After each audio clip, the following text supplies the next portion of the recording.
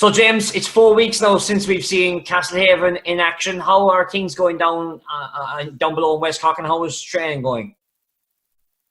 Training is going good, and we're looking forward to Sunday night. I suppose, it was supposed to be on a week ago, but that was out of our control, or anybody's control, to be fair.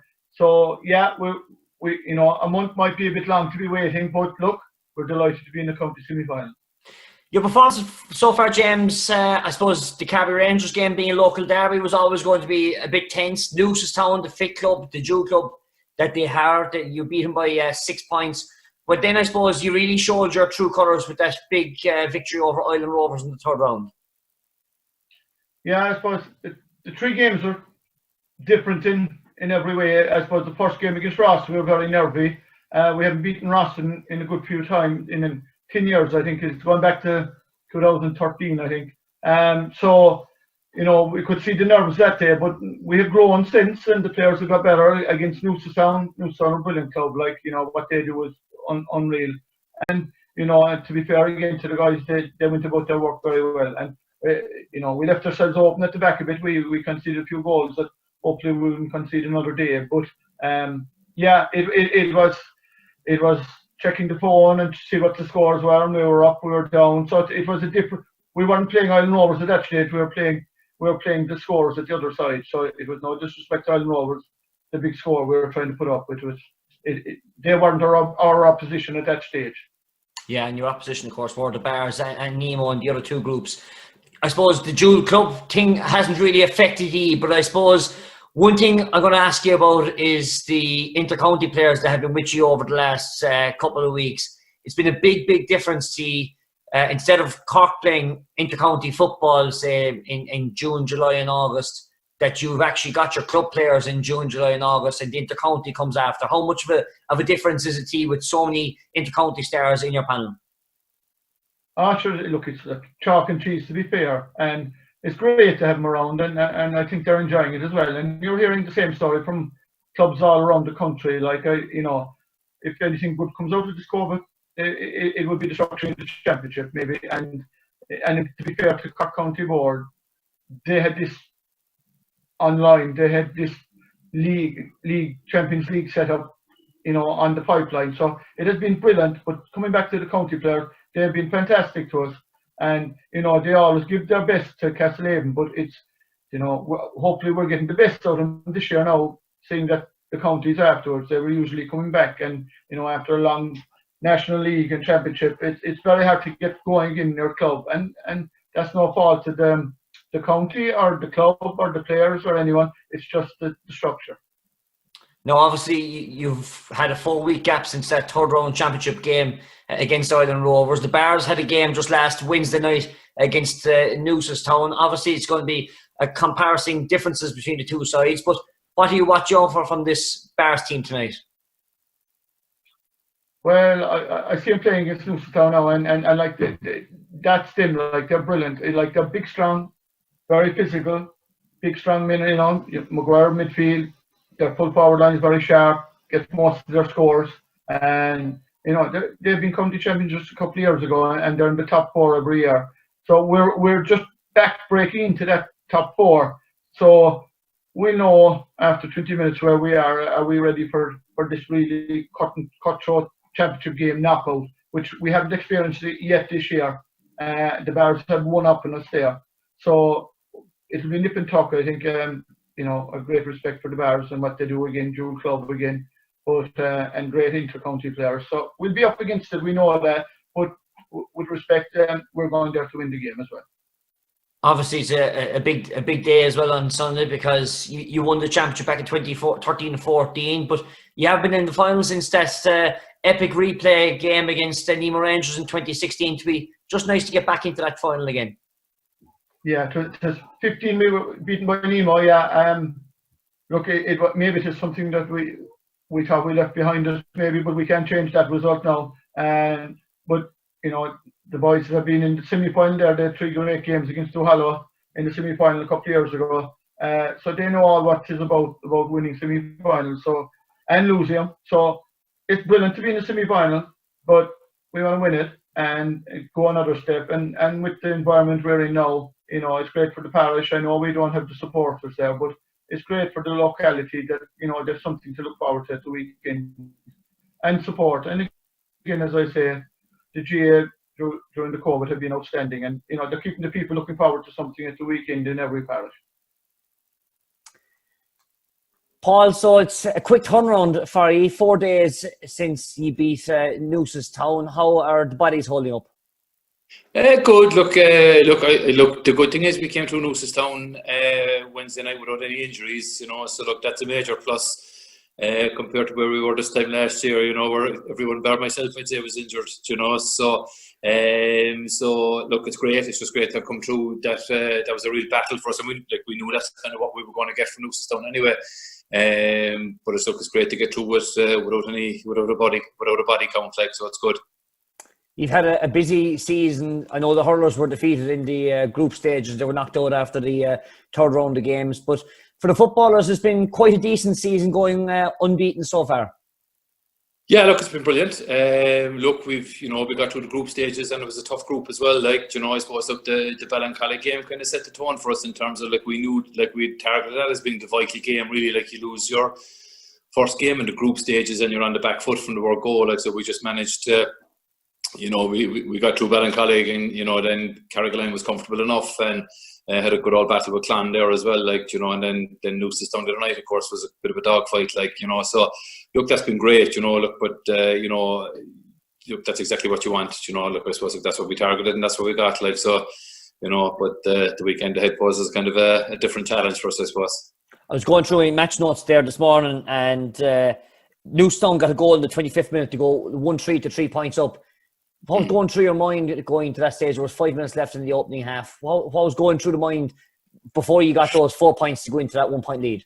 You know, I just thought we were kind of struggling a bit. Like, I thought our decision making wasn't great. I thought overall we were doing okay. You know, like, I think the general consensus from everybody, we kind of came away from the game kind of going, God, we didn't really play that well. But then kind of when you looked at the video afterwards, like, there was a lot of positives to take out of it, you know. Like, I think our defence was excellent, you know. Like, when you look at the final scoreline, like, we defended really well, you know. Maybe some of our option taking wasn't razor sharp, like, but you know, look, that's probably just a bit of ring rustiness, like, and hopefully that won't be the case next weekend. But yeah, look, after the goal, I was kind of, you know, look, I was kind of hoping, my thoughts before the game were that Newcestown might be a bit leggy after the hurling 3 days before it, like, and to be fair to them, they weren't. So I was kind of hoping to get a good start, you know, but then they got the goal and drew level. But, like, to be fair, that kind of woke us up, and I think we kicked four points in a row after that, you know, which kind of, but, like, you know, there's been a few times this year where we've had those kind of wake-up calls and kind of responded and got into the game, you know. But look, hopefully you won't be doing that against leaving Castlehaven get the goal to wake you up, you know, because that could be the end of the road for you. So, but yeah, like, so, you know, I thought we were in trouble after the goal, but I suppose the response was good after it, like, so it was kind of pros and cons to it. Yeah, and I suppose at half-time then going to that 1 point lead after conceding that goal, I suppose it was quite pleasantly surprising, I suppose, to get the 4 points in a row for a start, because Newcestown had their own couple of chances going into the half-time. Yeah. But obviously the talk at half-time then was just keep the game plan going as it was.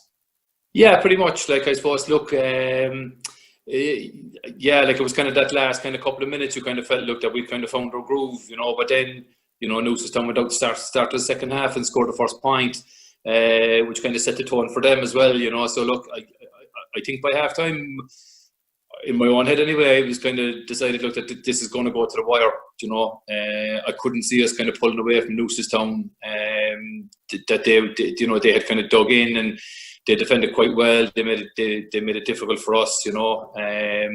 And it was always going to be just that kind of dogfight, like, and it was probably only into the last quarter when we kind of, and maybe that was something to do with Newcestown playing 3 days earlier in the hurling as well. Look, that we kind of just, you know, maybe just pulled ahead of them that little bit into the home straight, you know. So look, we finished well, and look, that's kind of all, you know, the real issue, like, on Wednesday night, was just getting through it and getting over it, you know. And that was kind of, whatever way you did it was mission accomplished. Whether you did it, you know, swashbuckling style, or whether you just crawled over the line, you take it, and, you know. So I suppose, look, we'll be saying the same next Sunday, so win is a win in the end of the day.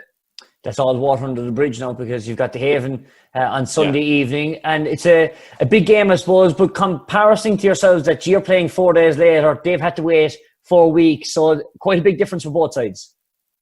Yeah, look, it's kind of a funny one. Look, I don't think either team would like the situation they're in particularly. Look, I know the Haven, that 4 week layoff, is probably playing on their minds, and look, with the best will in the world, no matter how well you're training, look, you're going to be rusty when it comes to championship tempo. And look, if you've been out for 4 weeks, look, to be honest, I'm glad we got that game. That we had the Newcestown game before Castlehaven, because look, I think if we were that rusty going out against the Haven on the weekend, you wouldn't last long against them, So look, I think we've been kind of fine-tuned a little bit, albeit the 4 day turnaround is a little bit hard to take, look, we did approach the board about maybe moving it back to the following Wednesday, but look, that's kind of water under the bridge as well, I suppose. Look, we take the fixture now and just get on with it. Who are the players to watch out from your own point of view against the Haven? Look, they have the marquee forwards, the two hurleys, maybe Jack Cahalane coming into the mix as well. They have Mark Collins midfield, Damien at centre back. So look, they have plenty of kind of household names that would worry you. And look, to be fair, the hurleys have been in absolutely scintillating form this year. Their performances. If you could have an attendance at a match, they're worth the entrance fee.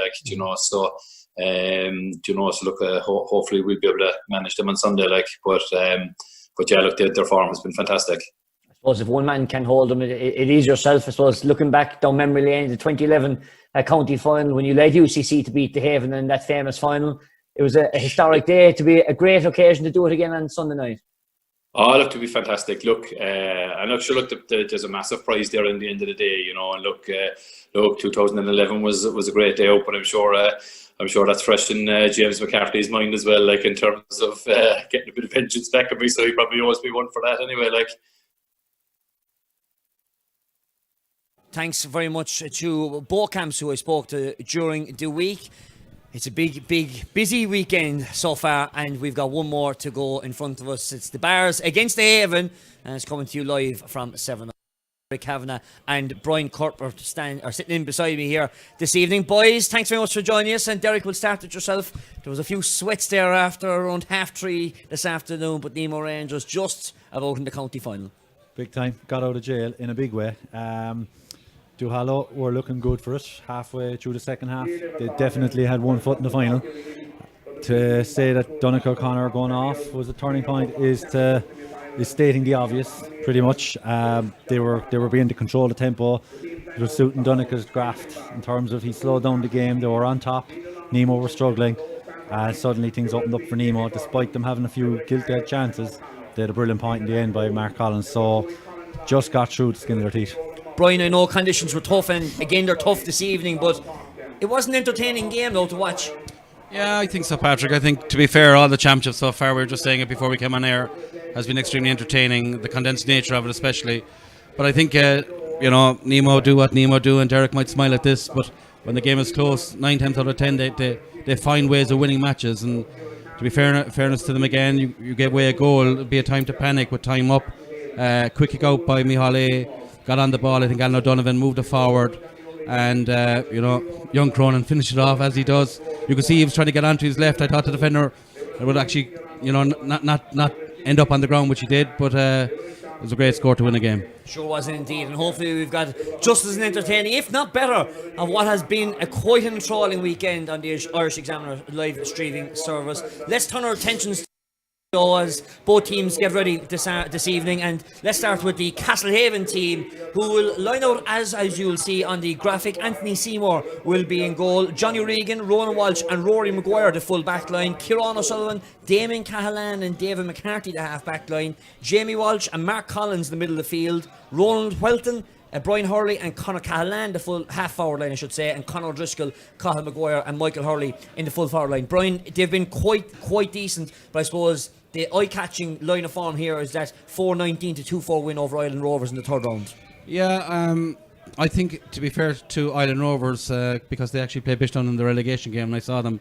I think that was almost a wake-up call for them after that game, because they certainly weren't as bad in the Bishopstown game as they were in the Castlehaven game. But to be fair to Castlehaven, they have deadly forwards, Patrick, and if they get enough possession, the likes of Michael, the likes of Brian Hurley, they will do wreck. And I think they're ably assisted by Conor Callahan. Ronan Welter will work very, very hard in the wing. So if they have enough possession, and that's the key thing for Castlehaven tonight, if they have enough possession, I think they have the forwards that will trouble the Bars' defence.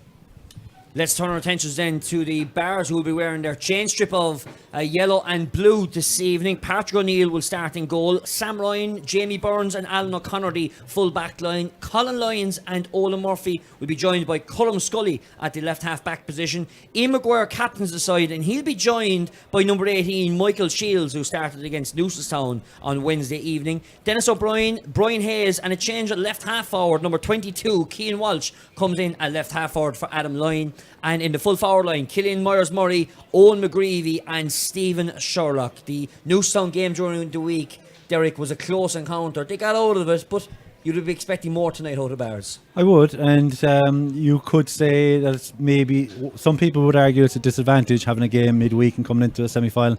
I think they'll be tried and tested.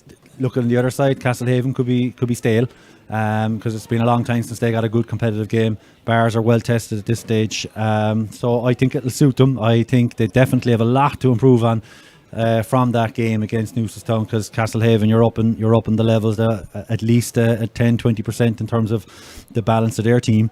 So Bars, I think, are coming into this okay. I think Castlehaven are hot favourites going by the bookies, but Bars, I think Castlehaven will find it really, really hard to beat the Bars tonight. And I suppose we mentioned about the game Wednesday night. It'll do a lot for the Bars, a lot of confidence going forward. Okay, their performance wasn't impressive on Wednesday night, but going forward, that game inside 4 days compared to the Havens game in 4 weeks is a massive difference. Yeah, so Castlehaven are training and they're trying to generate that type of buzz, they're trying to generate that type of intensity, and you never can in training, and you get it in championship games, regardless of whether you limp out of it with a point victory against the team you're supposed to hammer. That doesn't really matter. You're in the next game, and you're all the better for it, because you just can't get that intensity in training. Sure can't indeed. It's been a busy weekend in the Irish Examiner live stream. We brought you live coverage of the Premier Intermediate Hurling Championship final last night between Blarney and Castlehaven. A victory for the Blarney team. And then earlier this afternoon, 2 cracking games in the Scenery Hurling Championship.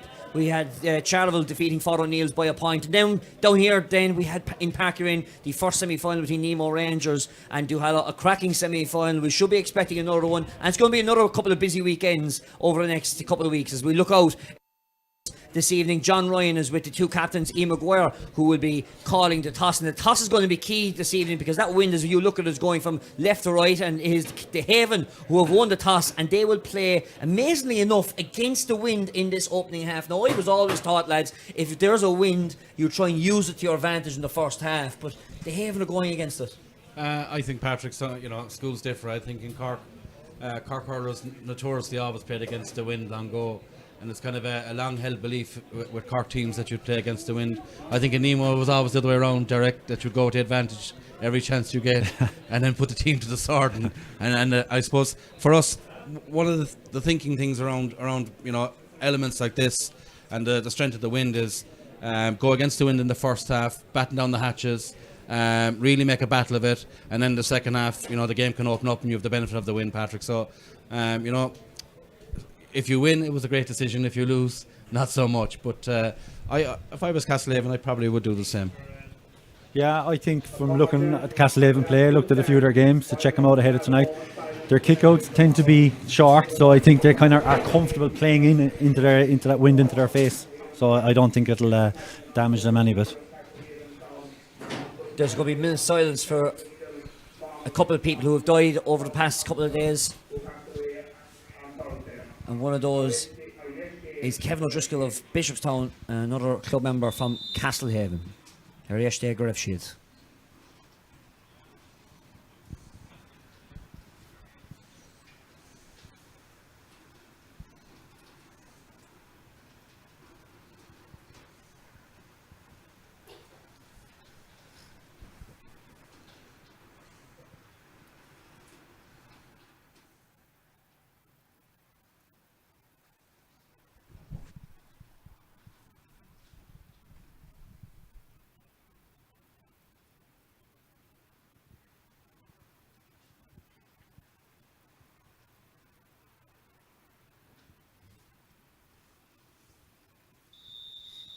And as the wind starts to bellow and the rain starts to fall here in Páirc Uí Rinn, we remain upstanding for the national anthem of our own Naveen.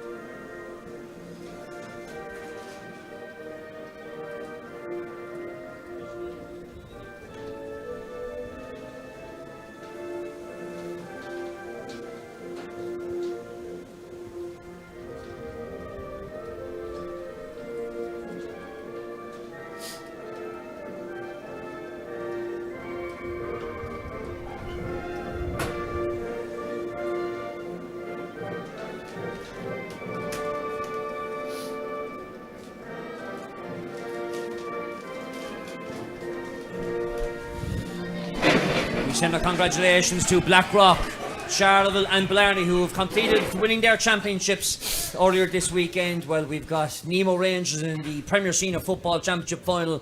Who is going to join them, gents? I think this is going to be very, very close. I think the fact that the Bars have played on Wednesday night is going to be a huge advantage to them, and I think the Bars will just about get over the line.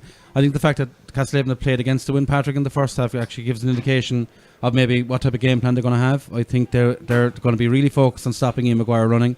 I know I say this all the time, but I think they'll get bodies behind the ball. They'll make sure that Ian doesn't get into the game with his running game. I think if you can stop that, you'll stymie the Bars a bit. But I just think the Bars, after Wednesday night, I think they'll be battle hardened, and I think they could get over the line. Coming into tonight, Patrick, I was thinking Castlehaven, just based on their firepower. I just think there's more to them in terms of their attack threat with Brian and Michael Hurley, not to mention Colin Maguire there as well. But something tells me the night it's going to be a scrappy night. Just looking at the Bars, they just look such a physical team. Wet, windy night. I think it might just suit them. Well, it's John Ryan who is our Raytor this evening from Macroom. Michael Shields has gone straight into the centre of the field, and he's ended up throwing a man on the floor. John Ryan actually pointed the wrong way first. He was pointing for a Castlehaven free because Jamie Walsh was fouled into the centre of the park. So it's the first possession of the game, and here is Brian Hurley playing centre forward this evening. Quick ball inside to his brother Michael, but he just scuffled inside, but a poor pass out from Patrick O'Neill out towards Michael Hurley. And there was a foul inside there. It's going to be a free out for the Bars. Early stages in this Cork Premier Senior Football Championship semi-final. And in fact, it's actually going to be it is going to be a free. Some confusion there from our referee. So Sam Ryan pass it back to Patrick O'Neill for the first time this evening. Patrick O'Neill with time just to allow time for the Bars defence to set up. Colin Lyons recycle out to Ian Maguire, who will be looking to don the Cork jersey in a fortnight's time when they go to the National Football League game against Louth down in Páirc Uí Chaoimh. The Bars now reverting backwards through Jamie Burns, and Colin Lyons in possession now, walking into the centre of the park, switching the play over towards Owen McGree, the accomplished soccer player in Cork Institute of Technology. Switching the play over towards that far side, McGreevy off his worst right leg, and a great mark claimed inside there by Killian Myers-Murray, who has already got 115 to his name already in this Premier Senior Football Championship, and a chance for Myers. Must take this mark within 15 seconds of it being awarded. Will do so. And a chance for the opening score of the game goes the way of the Bars, and it is converted through their corner forward, Killian Myers-Murray. Great score there. I think even coming out, Bars look very comfortable. Sam Ryan, Colin Lyons coming up with the ball, seem very at ease. Great ball into Killian Myers-Murray, and certainly not a tap over, and great score by him. Here's the kick out from Anthony Seymour down the centre of the park. Michael Shields was the man in there, but winning the breaking ball though was Cian Walsh. Walsh recycled the ball outside to Colm Scully.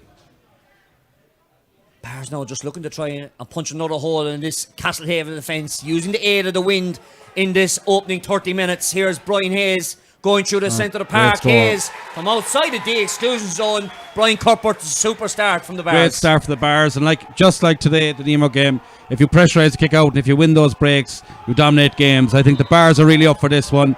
I think they're really trying to put Anthony Seymour under pressure on his kick out, trying to rattle him, and I think win these kick outs and they'll have a good half here.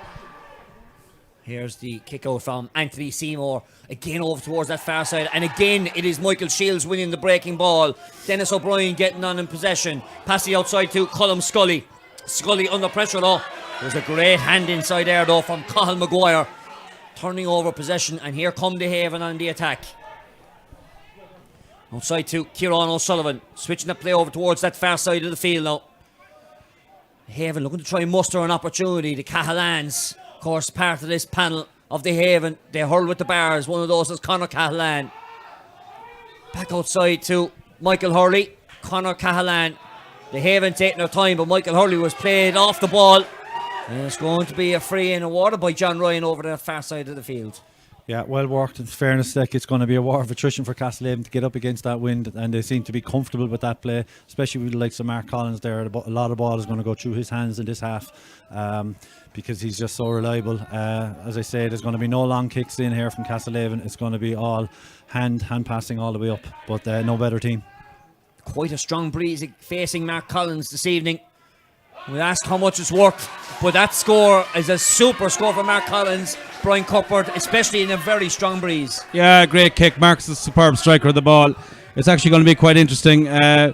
Mark Collins, you know, he's the real instigator of all good play for Castlehaven. He's on Michael Shields there. Michael has been dominating in the air, but Mark certainly will cover ground here. Quite an atmosphere here for what is only 200 spectators allowed, as that ball is turned over by Colin Lyons.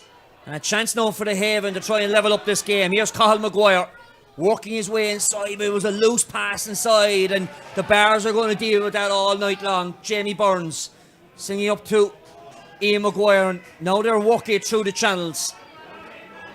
Looking for Dennis O'Brien, who sends it long inside the 45-metre line. But again, there was a Haven hand inside there, and now it's Mark Collins, the captain, who's been closely marshalled by the Bars captain Maguire. Dennis O'Brien. In fact, sorry, it's Roland Welton, I should say. On towards Conor Cahalan, sending it long inside. So a chance inside here for Brian Hurley. He really is a strong unit, Brian Hurley. There was a foul going in there, the advantage didn't accrue. It's a free in for the Haven. Yeah, Patrick, contrary to what I predicted before the game, I think Castlehaven are going man on man here. They're pushing right up, and you can see every time that the Bars have the ball here, it is. They are under pressure trying to get the ball out, but they're, you know, both teams are very comfortable with the ball. But you know, a couple of turnovers there. Castlehaven are pouncing on them, and certainly in the last 2 minutes, you know, the Bars had a great start, but it's all been Castlehaven these last 2 minutes. Just over 5.5 minutes gone in this opening half of this Bond Secures Premier Senior Football Championship final. The Haven captain Mark Collins sending this one in, and the Haven have squared up this game at 2 points apiece. Yeah, it's a super game. I think, as I said last week here in the Nemo game, you just get the vibe in the knockout tournament. You definitely get it here. It sounds like there's a couple of thousand here, but the noise that's going on behind us, it's certainly a very competitive, very physical game. Just getting that outside the 13-metre radius was Patrick O'Neill over towards that far side. Jamie Burns walking up as the Haven look to try and start retreat and close out space. But there's plenty of space over here for Owen Murphy as he makes his way up towards the centre of the park of this right flank in front of us here in a very, very breezy and cold Parky Ring. Possession with Dennis O'Brien, working his way inside the 21-metre line. And he's overcarried the ball, and that was the pressure from the Haven, and it's a free out for the Bars.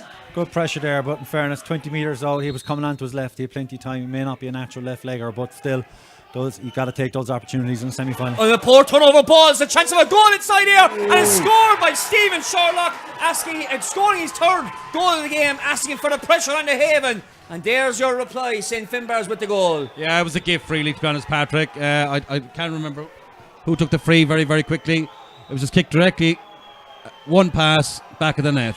The last man that Castlehaven wanted on that ball was Stephen Sherlock, and he finished with a plum, to be fair. Yeah, what's interesting here is actually Castlehaven's kickouts. They do like to go close or short. There's, you can see the Bars, even their supporters are generating this sense of panic and making Castlehaven kick long, which is into the Bars' hands here in midfield. And here you go, they're cleaning up. Exactly as you're saying, Derek played it inside towards Ian Kavanagh. Now a chance for Killian Myers-Murray. But that's that goes to the right-hand side out wide. Brian just going back. Yeah. That was Ronan Walsh who gave away that free. I think Derek's right. He panicked. He just gave the ball away. He didn't need to kick it. They were against a very strong wind. I think I think the Bars think that they can get at Anthony Seymour here. There's huge vocal, almost intimidation on his kick out, and they've won every single kick out so far. I have never heard of such a raucous atmosphere where there's only 200 people here, but this is the intensity and the atmosphere this game is going to be played at. Here's another chance for Killian Myers-Murray. Off the outside of the post. It would have been Connery. I was actually hoping it was going over. It was just a beautiful strike. That wind was going to carry a beautiful strike, in fairness, and I'm just sad to see that go wide because it was hit so nice.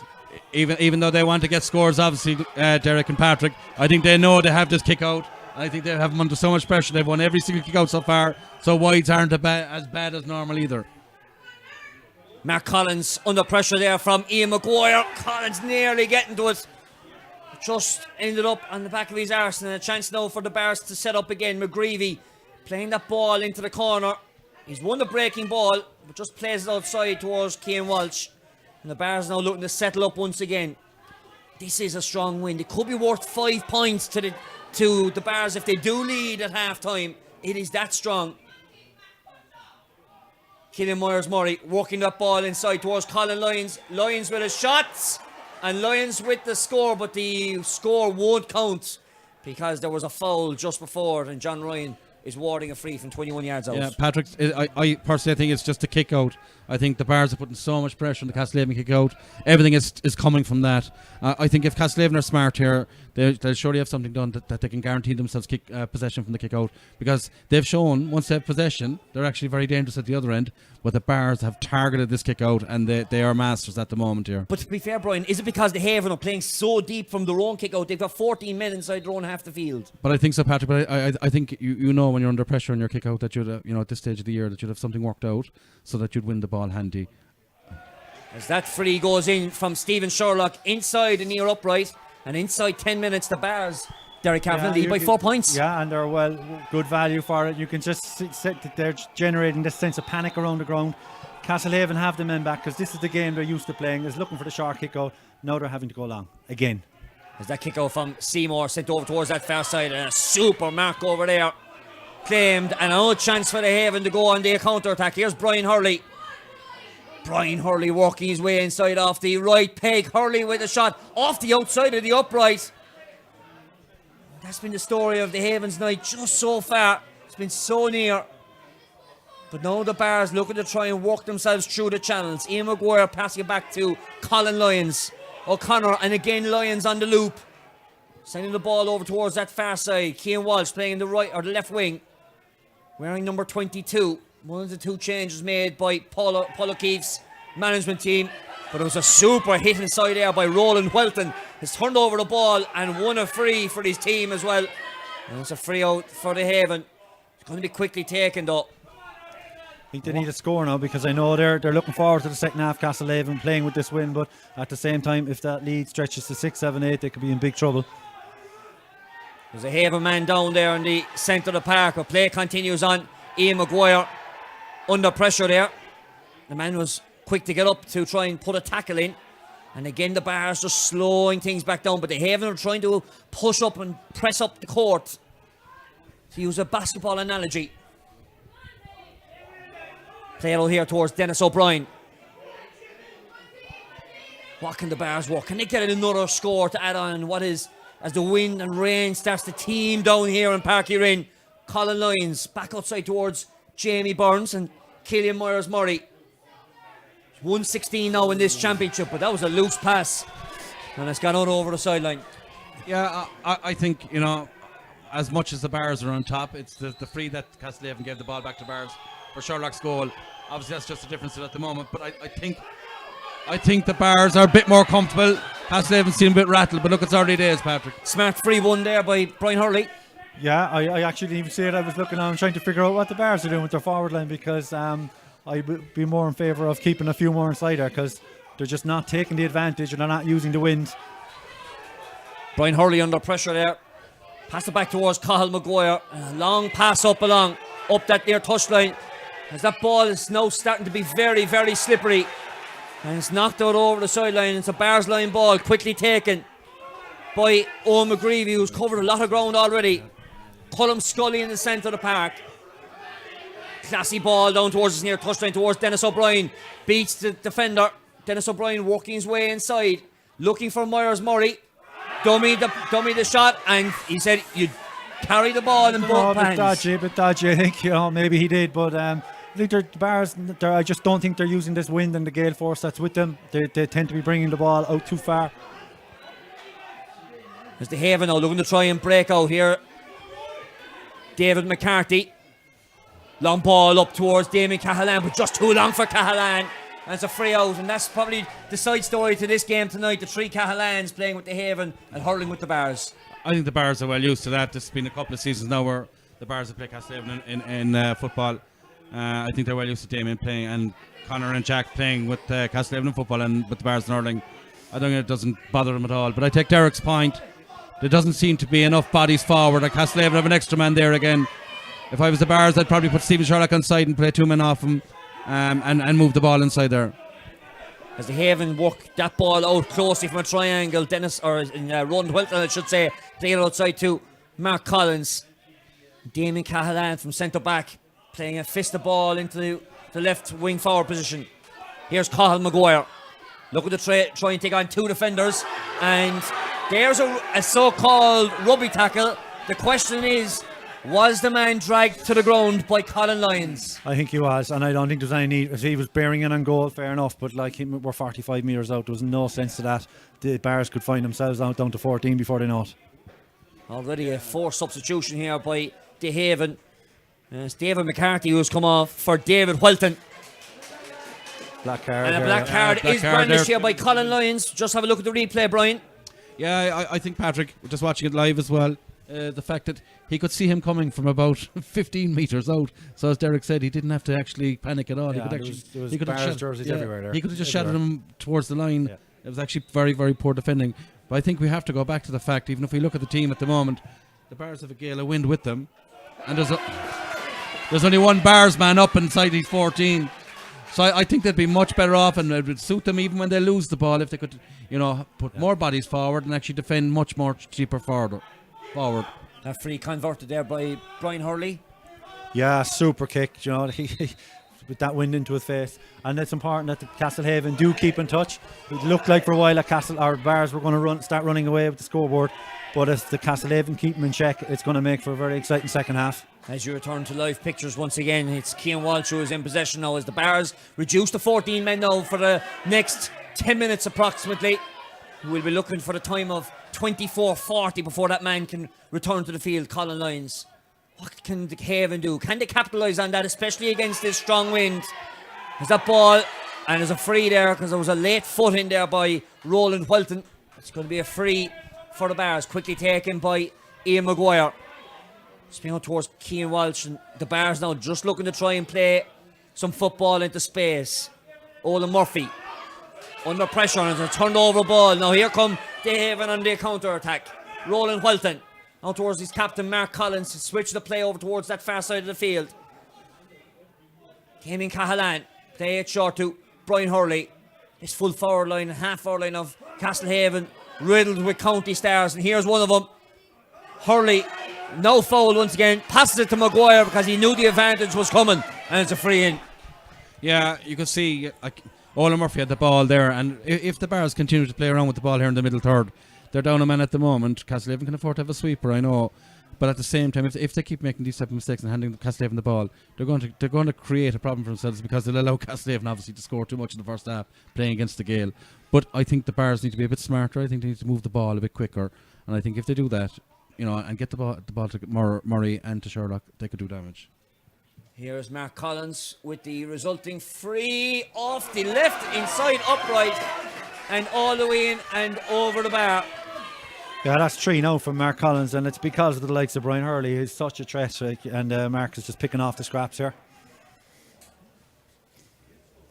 And that is the water break as we look at that replay just off the inside of that upright. Yeah, big point. Again, not a tap over with the conditions. So, in fairness, it's good skillful game. The free kicks are super. We've had a brilliant kick from Brian Hurley, and as we Mark see, Collins. just look at the picture. I know it's dark over as we see from Montenotte across, but it doesn't show clearly on the picture in front of us. But the rain is really teeming all the way across the field.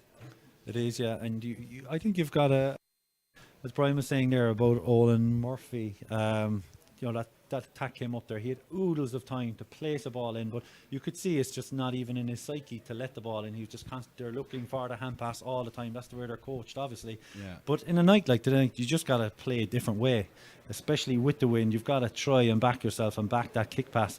And the Bears full forward line, they're not that small, so they should be letting into them, and you should try a different way. You can just see it, they're coached the hand pass, and that's playing into Castlehaven's hands. Yeah. Your Paul O'Keefe, the manager of the Bears, Conn Lyon's gone after 14 minutes, 40 seconds. Yeah. There's about another 7 minutes to go. What's the game plan from here now, just to try and keep it in the game? Well, obviously he used to play with 6 defenders if Castlehaven are playing with 6 forwards, so I would think, I would take Derek's point, but I also, looking at the Bears full forward line, I don't think the movement, Derek, is enough out of them either. Yeah. I think Stephen Sherlock likes to play close to the goal. Yeah, there's not an awful lot of runs.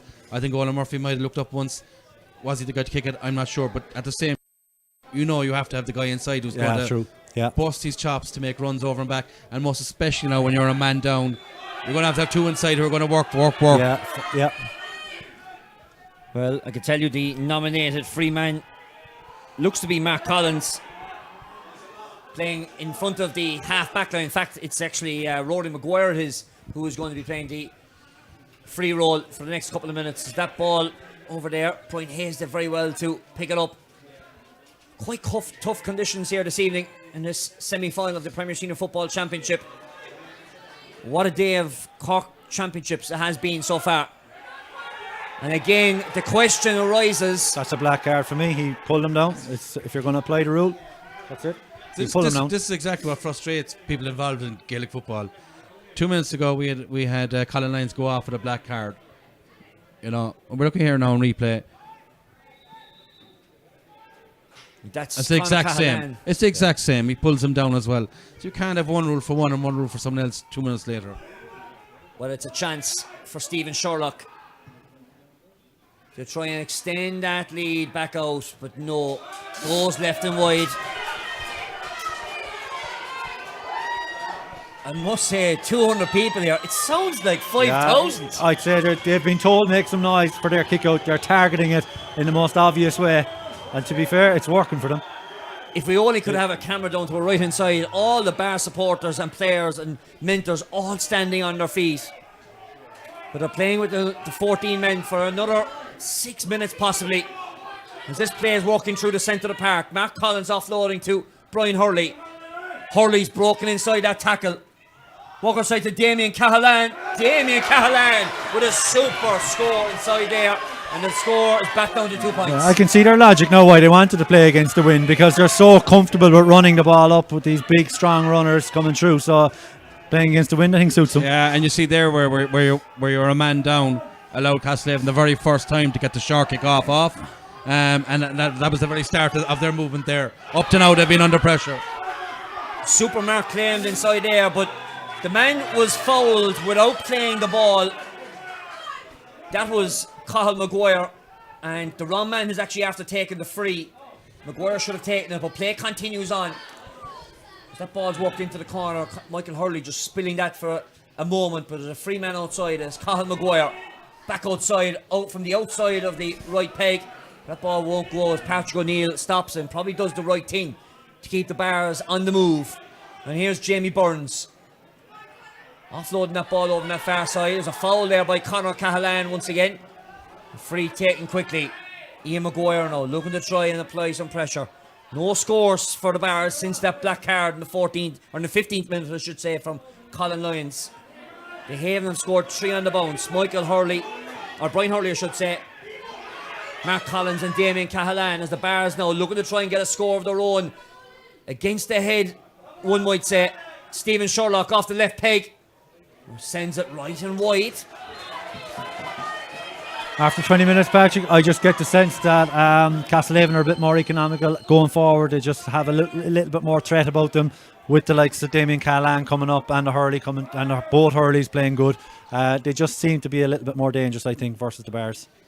And you see the Haven looking to try and keep this tempo up for this 10-minute period as quick as possible. As they walk it into the centre, and the luminous boots once again is Brian Hurley, sending the ball low into the corner. There's a shot going around the body, snap around the body. What a score inside there from the Haven corner forward. Michael Hurley, yeah. Michael Hurley it is, Derek. Yeah, super point. You don't really know. Bars are quite predictable in terms of the ball channels they're going through. Castlehaven tend to be spraying the ball all over the place, and it's paying off for them.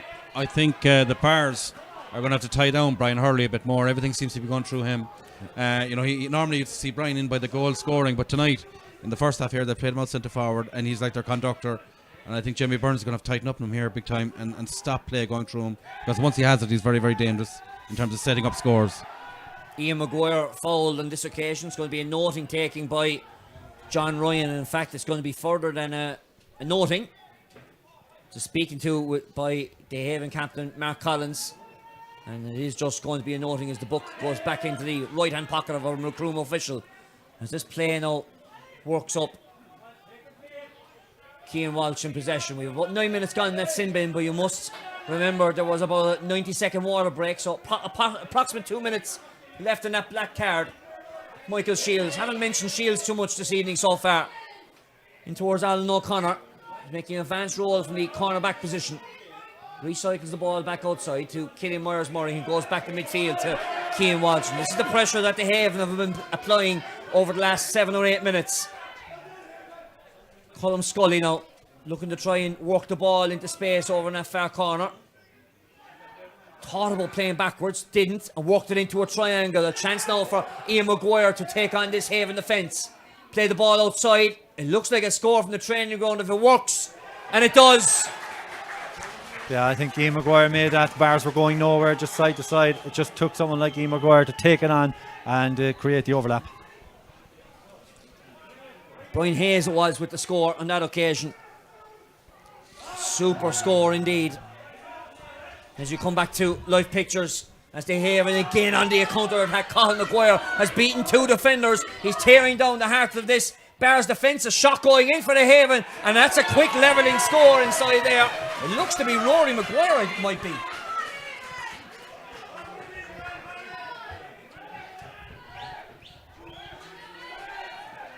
In fact, it's Jamie Walsh is the man who's scored that. It's a level game once again, and the Haven playing against the wind this evening. The referee, they're calling for the man to come back onto the field, but with that water break, he's probably got another minute to go. He's standing in front of us, warming up Colin Lyons. As that kick out now is taken by Patrick O'Neill once again. Ian Maguire dispossessed in the catching of that ball by Mark Collins. And here's Conor Cahalane. Cahalane now just recycling that ball outside to Mark Collins. Can the Haven get one more score before the sin bin? Walking up through the centre of the park. Roland Welton. Here's Jamie Walsh once again, score of that last point. Good nick around there by Michael Hurley. Hurley bearing down. And it's a free in for Haven. I think he did very well to get that free there. I'd like to see that back. I think he went over 4 steps there. Let's just see here. I think he knew he did. He was going to be outnumbered here, Patrick, and I think if we count the steps he takes here, look. 1, 2, 3, 4, 5. No, I think he fell. He fell. He fell. He threw himself down. I wouldn't give a free for that. But look, it's going to be another point for Castlehaven. They've done very, very well since Colin Lyons has gone off. I think the extra man has made a huge difference. Their running game is up and running, and I think also they've managed to get off these quick kick-outs, which are giving them primary possession, which they didn't have in the first 10 or 12 minutes. But the Bars will do very well to get in ahead here at half-time, to be honest. In that period, it's been 6 points to 1 for the Haven, and they've utilised that sin bin period to perfection. And against the wind, more crucially. Yeah, and I think they're very effective going against the wind, Patrick, in fairness to them. Like, there's just, it seems to be the Bars are predictable, whereas Castlehaven are just so efficient at running through the ball. That ball worked into the corner once again. Michael Hurley inside over there. Tackle inside there by Ian Maguire as the Bars have resumed back to 15 men. Colin Lyons was back on the field. And a free going to be taken there by Ian Maguire as we enter the final 3 minutes of this semi-final. And the Bars now have gone inside looking up the field off camera. It's 3 men inside that full forward line. Jamie Burns now looking to try and walk it through the lines. There was a pull of the jersey there. So another noting to be put into the book of John Ryan as that free is quickly taken by Colm Scully. Back up to Cian Walsh and Ian Maguire with a dispossession there on this occasion. And Brian Hurley has ended up on the floor, but the call is a free out for touching the ball on the floor. That free is quickly taken by the Bars. Here's Colin Lyons, the man who was on a black card. Ball just kept in, cutely played, and Dennis O'Brien did very well to keep it in. He's trying to evade 2-3 tacklers. There's a big shot going in there from Stephen Sherlock, but that ball won't go out. With a will now, without the assistance of Brian Hayes, that ball goes right and wide. Yeah, that's their main score threat there, Stephen Sherlock. They're playing with a gale force wind. He's getting on the ball 45 metres out with Damien Callahan all over him, so doesn't look like an effective ploy. Seymour, not too many options. Again, he's forced to go along looking for Mark Collins. He's under pressure from Ian Maguire. But again, they haven't win the breaking ball. That ball is dropped inside and the referee says, lads, it's unplayable from there, we'll hop it up. So, a chance now. Can the Bars try and level this game? They've only got 1 point since the 10th minute. Maguire under pressure inside there. McGreevy was fouled though in the process of kicking the ball by Rory Maguire. And it's a free in 45 yards out, and a chance now for the Bars to level up this game. Yeah, I think the Bars, Patrick, should be showing a bit more composure. They won a county championship only 2 or 3 years ago, so, and they've all those players there playing. I think they need to settle the game down a bit. They still have a couple of minutes before half time is going to come. 2 or 3 points here and make a big difference to them going into half time, and I think they need to score those. Sherlock was being put off by the crowd inside there, under pressure from the Haven supporters, and the pressure told. Yeah, I think so. It's amazing. Actually, there's only a couple of hundred people there. I said it before. It's just the noise is quite raucous, to say the least. There's that kick out from Seymour. Finds a man cleanly on this occasion. That's David Welton. And the Haven now in this scoreline, if they're going in at half time, would be quite very pleased. A point up going to injury time. And a foul there by Stephen Sherlock. The Haven up by a point, playing against the wind. Yeah, There'll be 2 minutes of injury time, lads. I go back to when the Bars played Ballincollig in the very first round of the championship in the group stages. They had a period of dominance at the start, and Ballincollig really came back at them and they fell away. But then the Bars decided that they were going to up the ante. They got a lot more physical, they got a lot tighter. I think tonight they came out all guns blazing, but as soon as Colin Lyons went off, Castlehaven were very smart with the ball and they really hurt them. And I think in the second half the Bars are going to come back out here and they're going to have to go to war if they're going to try and win this game. The Haven now looking to try and go up through the lines. Jamie Walsh under pressure inside there from Michael Shields. Overcarrying the ball is the call. Yeah, fair call there, Patrick. He did overcarry. A chance now for the Bars. Well, it's been a tense encounter in this opening 31 minutes here in Park Urin. That ball squirted over there, but it's run out over the sideline. An unforced turnover going against the Bars. And a chance now for the Haven to try and work it through the lines. Damien Cahalan work it over the halfway line, boots that ball long, but a defensive mark claimed inside there by Alan O'Connor. Can the Bars now level up before the close out of this opening half? Colin Lyons under pressure now from the high court press from the Haven. Ian Maguire popping the ball over the top. Maguire makes an off the shoulder run himself, works it over towards that far side. The chance inside here for Brian Hayes. Maguire was taken out of it off the ball. I don't think the referee saw it. Play continues on. Seymour gains composure to gather that ball, and the Haven now just looking to try and wind down that clock.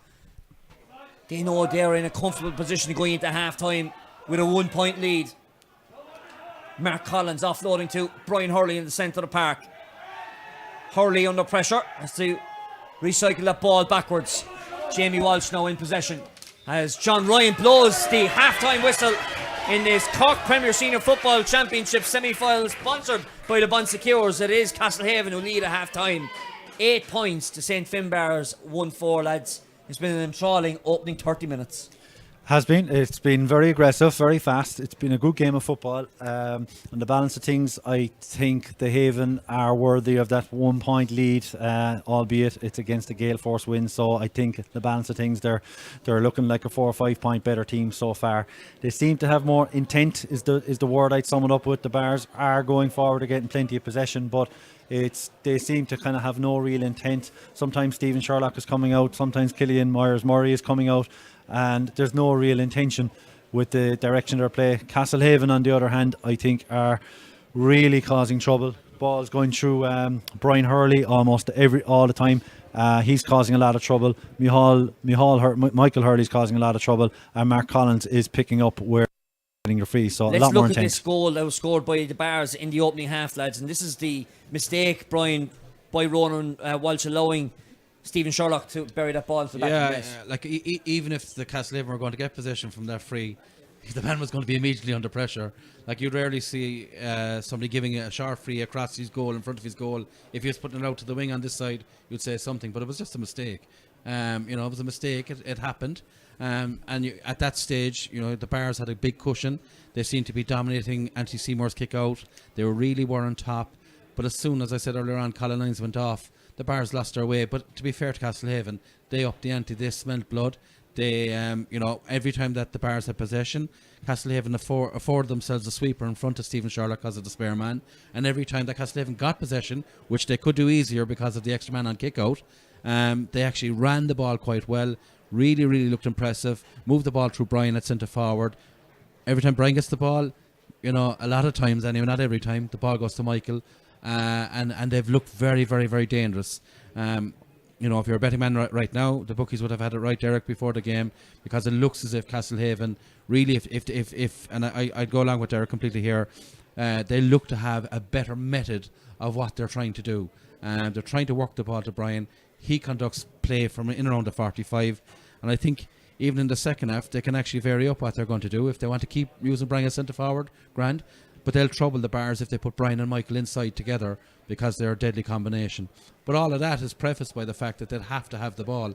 I do still think that the Bars could put some pressure on Anthony Seymour's kick out, and I do think that the Bars are going to have to come here, and as I said just a while ago, they have to go to war here if they're going to claw really it's clawing their way out of this one to get to play Nemo. And I think they will give it something here for 10 or 12 minutes, but if Castlehaven continue to be as smart as they are, as efficient as they are, and as good as they are, you can only see one winner really right now. I suppose we saw it in the hurling final that the wind was so strong that fellas were taking shots in 60, 70, 80 yards out, and the wind was carrying the ball over the bar. I suppose in football now you could start thinking about bringing out the likes of Michael Hurley, Brian Hurley, Conor Cahalane out to the middle of the field to bring it into the half-hour line, take shots now from 40, 50 yards out, knowing the ball is going to carry. Yeah, and the likes of Brian Hurley there now, he'll fancy him, especially it's that kind of wind across the pitch. It's the guy that can kick with the outside of the boot almost. You saw Killian Myers-Murray try it there, just hit off the post and wide.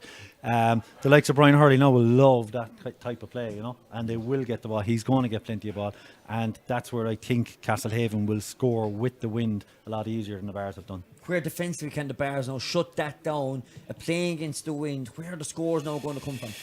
I think they have to push up on Castlehaven kick out. They've done it really efficiently. They have to continue on, create this sense of panic on their kick out and make them make mistakes, because the Bars possibly, I think, are stronger in the kick outs. Anecdotally, I'm only going off here, but they look to be on top of midfield on Castlehaven's kick out. They have to press that and double down on that, and I think they can do that quite easily. And hopefully get some, for their sake, to get some rewards from that. Yeah, I think the way the Bars, and Derek alluded earlier on as well, is that the way the Bars seem to play, they wanted to get a one-out runner here around the middle third, break a tackle, and then hand the ball to Myers-Murray or Stephen Sherlock. They didn't seem intent on kicking it in. So in the second half, due to the fact that they're against such a gale, we haven't bar once the Ian Maguire show, as I call it, right, where he puts on these afterburners and he dominates the game for about 10 minutes. But that's all it needs to be, because he creates havoc in that 10 minutes. The Bars need that now. The Bars need him to burst through tackles, create one overlap, and basically get another goal. I think, to be fair, he did try it there in the last 2 minutes, but he was just taken out of it. Yeah. Late in the move. Yeah. Castlehaven, no, this is the Bars' biggest weapon in terms of punching into their defence. And, you know, if the ball didn't go in with the wind, I can't see how the ball is going to go in against the wind. So they know, Castlehaven know, if the Bears are going to do anything, they're going to run at us. Ian Maguire particularly will run at us. You know, Colin Lyons will run at us. You know, if we can stop those type of players running at us, we soak up pressure, and then, you know, they could play them a bit on the counter-attack because they know that Brian is on top. They know that Michael is on top inside. And they know that if they get the ball to them, they will score. You know, at this stage, all they have to do is win the second half, and they're into the final. Simple as. Simple as indeed. But if it was straightforward, we all wouldn't be here, gents. That's the whole crucifix. But next Sunday then, the big final, I suppose it's down in Park. We've seen most of the games here in Park you're in, but it'll be a big occasion to whoever gets to the final. Huge, because there's a good healthy tradition between Nemo and the Bears, or Nemo and Castlehaven. So it'll be a super game. Can't wait for it. I do think It's great for you to be sitting back as a Nemo fan, to be knowing you're in the final. Yeah, and to be honest, at Parsa today, I didn't think we were going to be there, but and I think, you know, I'd be doing a disservice to Nemo and Duhallow to say Nemo got through in the skin of their teeth, because Duhallow did so good and Nemo just pipped them at the end, in fairness. But the likes of Conor Horgan came on, scored 2 great scores. James McDermott midfield was brilliant. Paul Kerrigan was excellent at getting scores at the right time. So I think Nemo did enough from some of their bigger players. So it's great to be there, and really looking forward to whoever comes out. I just have a suspicion it's going to be Castlehaven at this stage. Let's have a look at the two benches quickly. Who, from the Castlehaven point of view, are the 1 or 2 lads to watch out for coming on? I know Jack Cahalane might be one. I think Jack Cahalane came on the week as well. Jack certainly is one to watch. He's a very, very, very good player. And I don't think he's out of his depth playing at senior level, even though the fact he's only 17 or 18. I think, you know, Shane Nolan was very good for Castlehaven a number of years ago.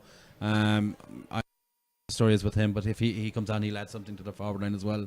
The Bears, I'm not quite sure. We were talking around Colm Keane before the game why he was not selected.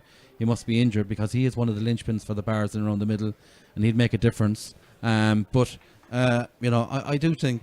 Honestly, I do think if Castlehaven retained the composure that they showed there for that 15 minutes, it's irrelevant really who the Bears might be able to bring on, unless they come out here really all guns blazing. Yeah, I think the Bears have nothing to lose now. They have to go at it, almost not being violent about it, but there has to be just a kind of a battle, an absolute battle. It's going to be a bit like playing high-risk football, like what we saw during the week with Newcestown. Yeah. They played so high up the field against the Bears. They were trying to take the risks. They've got to just go 1 for 1 now and just have a battle and use the crowd to their advantage, or lack of, but whatever crowd they have tends to be working for their kickouts, and they need that to go with the rest of their play. I just think it has to be an all-out battle for them to win this game. Well, it's going to be an all-out battle that's going to be played out over the next 35 minutes or so. Live coverage of this Cork Premier Senior Football Championship semi-final second half is now underway through John Ryan. And the Haven looking to try and get that opening possession of the game through Jamie Walsh. First time ball inside. Is there a chance for an early goal for the Haven? Michael Hurley just inside the post. And it's gone in and over the bar. Super point, unorthodox, just knocked it off the ground in fairness. And but, you know, good poacher's eye. Brian on replay, he could have went for goal on the snapshot. I think he was, you know, the cornerback had him in control. He did the right thing, and good point to get out of there. The ball's played in towards the centre of the park. Looks like it could be a change on the Bears team. Owen Finn and Conor Denny are in. We'll get those substitutes in a moment. The Bears defensively don't need to walk up through the channels. Here's Alan O'Connor. Walking it up inside towards Michael Shields, and Shields towards this near touchline towards Jamie Burns. Burns is under pressure, but did well to offload to Owen McGreevy as we watch off camera. Maguire being man-marked there in the centre of the park. Following the play though, McGreevy working his way through, no advantage accruing. And it's going to be a free in for the Haven, or for the Bears, I should say. I think the Bears are offering on Conor Denny and Owen Finn. I'm not quite sure they've taken off yet. But certainly both of them would be certainly Conor Denny would have experience of playing a lot with the Bears senior team that won the county championship as I said a number of years ago. Owen Finn will be renowned as a hurler as well. He's very, very quick, extremely pacey. So I think the Bears, are going to be relying on that kind of pace to break tackles. But certainly in the first attack after half time, Castlehaven are not slow in moving the ball inside to Michael Hurley, and I'd say we'll see a lot more of that. Is this kick out now being taken once again under the roars and screams from the Bears supporters in the stand? And again, it's the Haven who have won the breaking ball. One of those substitutes might be Cian Walsh. We'll gather that in a second. Here's Brian Hurley though, winning possession, getting out in front of Alan O'Connor, showing a good pair of feet there, Brian Hurley. But this time he was dispossessed by Alan O'Connor, and O'Connor wins back that ball. Played outside towards Conor Dennehy. Something has happened off the ball there. It's going to be a free in here, I'd say. Just scanning through the field, lads. Brian Cian Hurley Walsh down. looks like one that's gone. Yeah. Brian Hurley is injured down there, and John Ryan is going to have to go back and speak to his official.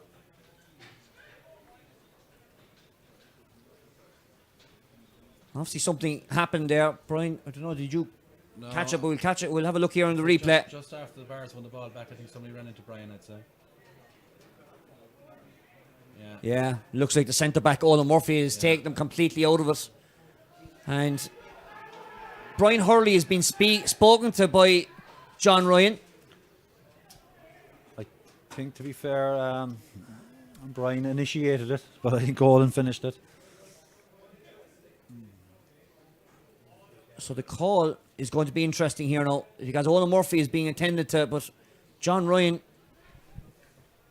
knows what he's looking for, and he's telling Maguire to stay away. I don't want your opinion. I wouldn't be surprised, Patrick, with John Ryan, that he will give Olin a black card for taking a man out off the ball.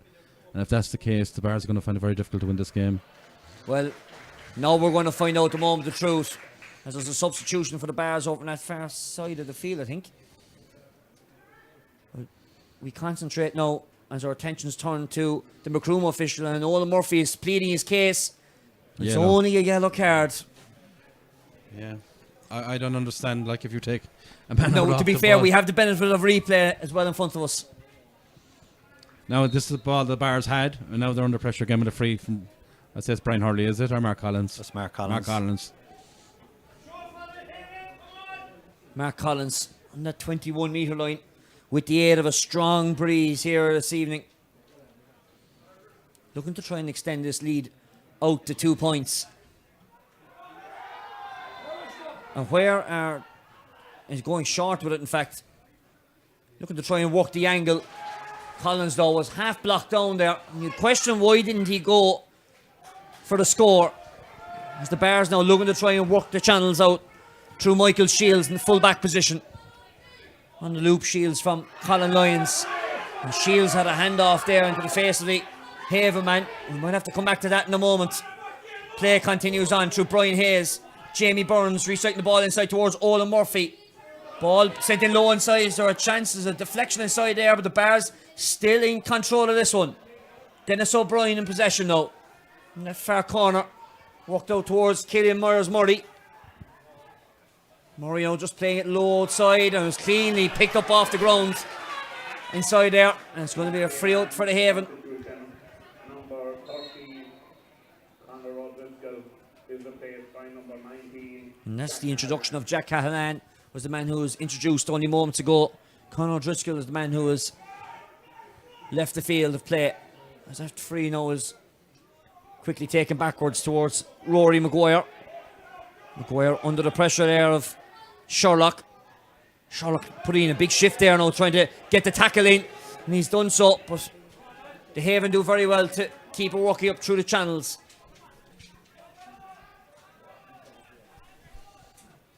How much more can they work it up through? Over on that far side of the field, Maguire. Here's Brian Hurley now again, 45 yards off from goal. But this one's just going to drift to the right hand side. We look at the Irish flag down to our right hand side, lads. it's more coming crossfield now than whatever it was today. Huge win. I think it was worth the punt, all right, from Brian. Some fella who would probably fancy his chances there, so I wouldn't give out them too much about Would that you one. question about not taking the score from Mark Collins a short while ago? Going Definitely, for a punt? absolutely, I would, yeah, because I think they probably backed themselves a bit too much in terms of the crossfield balls. They tend to love that with the hurleys. Definitely, point was on and should have been taken. Ian Maguire under pressure there from Mark Collins. Play continues on, and here comes the big engine of Maguire winning a free in the centre of the field. He's pleading for a black card, but one would think that that's shy of being given one. No mark can be claimed from a set play, so play continues on. Not sure if they got the rule confused. Owen Finn, play out towards Owen Murphy.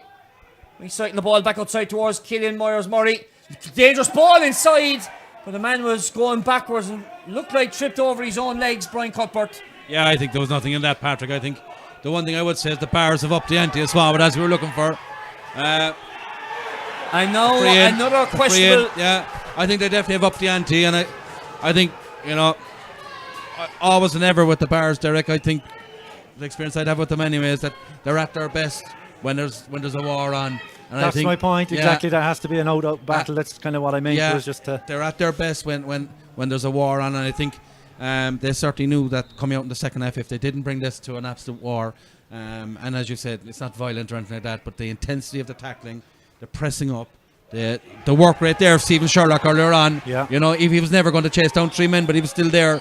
I think the Bars have a sniff, Yeah. but they need to sustain this now for about 10 minutes. Yeah, and you can hear it again for the kick out. Here they go again. The crowd are on top of them. The line are on top of them. They're trying to intimidate the Castlehaven kick out again. As that kick out from Seymour goes short. What was that left corner back position? Over there, Ronan Walsh under pressure.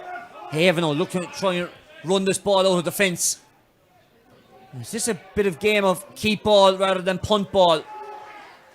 Just trying to work it through the lines over on that far side of the field. The pressure being applied though by Stephen Sherlock. But again, they haven't get out of a tight corner. And now here comes Damien Cahalan. Passes the ball long into the centre of the park for Mark Collins. Collins working his way inside. In towards Michael Hurley. And then here come the on-runners. A great hit inside there, shoulder to shoulder, says a referee. And it's a turnover ball and a free one there by Maguire. Yeah. A super hit inside there by the Great captain. tackle, great shoulder. But like you can see, the Bars are getting a sniff. They can see that by upping the intensity, they'll keep themselves in the game here. I think on the Castlehaven kick out, the Bars are zonal, but I think they'd actually be better off going man on man. Because Andy Seymour is getting a corner that he's very fairness to him. It's quite accurate. Yeah. He's getting that corner 2 or 3 times, and I think the Bars would be much better off putting the squeeze on man and kick out. I never understand why any team would give up that possession, especially in a night like tonight. It's cynic, it's a bit silly. Especially whenever every battle, every single ball, Derek, is a battle. I think they'd be better off just going man on man and go I at him. completely agree. Bars just trying to be patient now and looking to try and punch holes in this Haven defence despite playing against a strong breeze here in Park Urin. McGreevy offloading that ball to Owen Finn, walking the ball inside to Sherlock. Sherlock is the potent man, but just couldn't land the score. And that could be crucial at the end of the game. Yeah, that could have been a big one. It suited him right. Like he was just coming out around the arch. He should have nailed it. But in fairness, he is having a good game tonight. So I think his confidence is up. He will get more. Again, like they're gone zonal here, they'd be much better off. They go man on man, make it a war. Don't give them a sniff here. As you can see, they've went zonal and forced a long kick out once again. And Michael Shields getting his hands on the ball from that kick out. What can the Bars do from here? Well, it's Killian Myers-Murray in that right corner forward position. Dummy inside and out and just plays it back calmly out to Dennis O'Brien, who turns on the afterburners once again.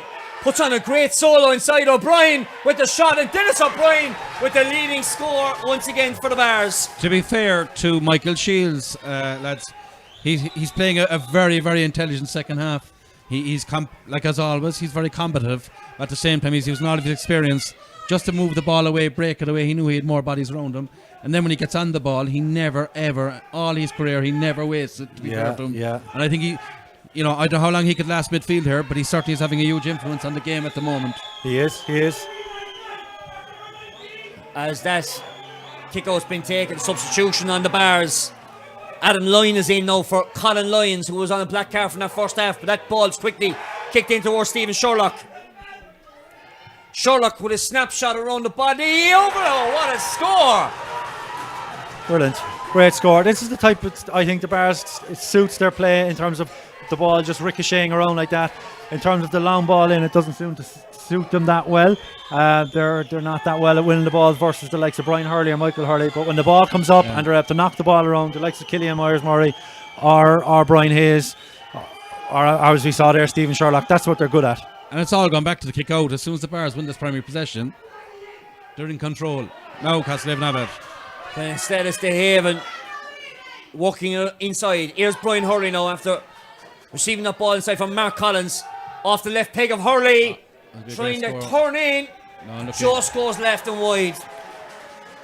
Is that now the pressure being applied by the Bars despite the Bars playing against the wind?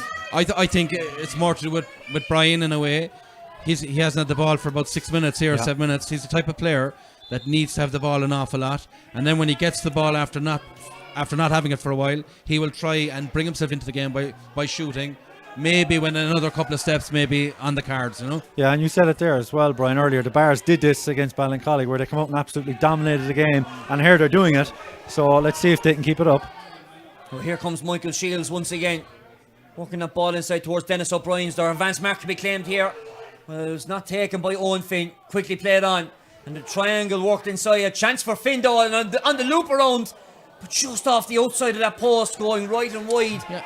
To be fair to him, Patrick, Owen Finn has made a bit of a difference as well. On this side of the field, the Bars, every time they have the ball, they seem to be able to get inside the half-back line of Castlehaven and actually create chance either for Stephen Sherlock or for Owen Finn himself. As that kick out was taken short by Seymour over on that far side. Here's Damien Cahalane now. They have now looking to try and get a foot mark on this game. That ball is sent long inside towards his younger brother Jack Cahalane, starting that Premier 1 Championship victory during the week. Is there a chance of a score inside? Michael Hurley zipping inside, straight at the keeper. Second opportunity, bobbing around like a pinball machine. But unbelievable, it hasn't gone in. Brian Hurley has knocked it, kept it in from the goal out of play. And a chance now for Cathal Maguire. Maguire under pressure, needs to try and get a score from the Haven. But this ball goes in and right and wide, would you believe it? Well, I'm looking forward to seeing this replay, Derek Kavanagh. Yeah, the longer this game goes on for the Haven without getting a score now, they're going to get nervy. Yeah, it's just absolutely mad sequence of events here. Don't know how that didn't go in. But probably should have taken a point, because I don't know how long it's been since the Haven have got a point. There, it was there for them to take. And just game seems to be going away from them a little bit here. 13 minutes since the Haven have scored, Brian Cuthbert. Yeah, you can see, but I don't think they'll panic yet, Patrick. To be fair to them, they have a good bit of experience on their team. I just think that that was a glorious chance they didn't take, fair enough, but I think they will still have plenty of chances. But its primary possession is the issue here, big time. Breaking ball won on that occasion by Owen Finn. 2 hops of the ball, and now John Ryan has noticed that after the rows of the Castlehaven. And the intensity on the pitch, but also the intensity in the seats of the stand is incredible tonight. It is. It's great to be here. It's a great atmosphere around the place. It's a really enjoyable game. And I hope you all at home are enjoying it too. For what has been a busy couple of months in the Irish Examiner live streaming service, and it won't end here this weekend. We've got county finals coming up this week, or next weekend I should say, and that will be announced during the week. As that Haven man is under pressure inside in the corner, and Mark Collins also under pressure, but he did very well to offload the ball. Walk inside towards the centre. They're walking through the channels. There's another chance of a score of a goal for the Haven, and there is. It's gone inside.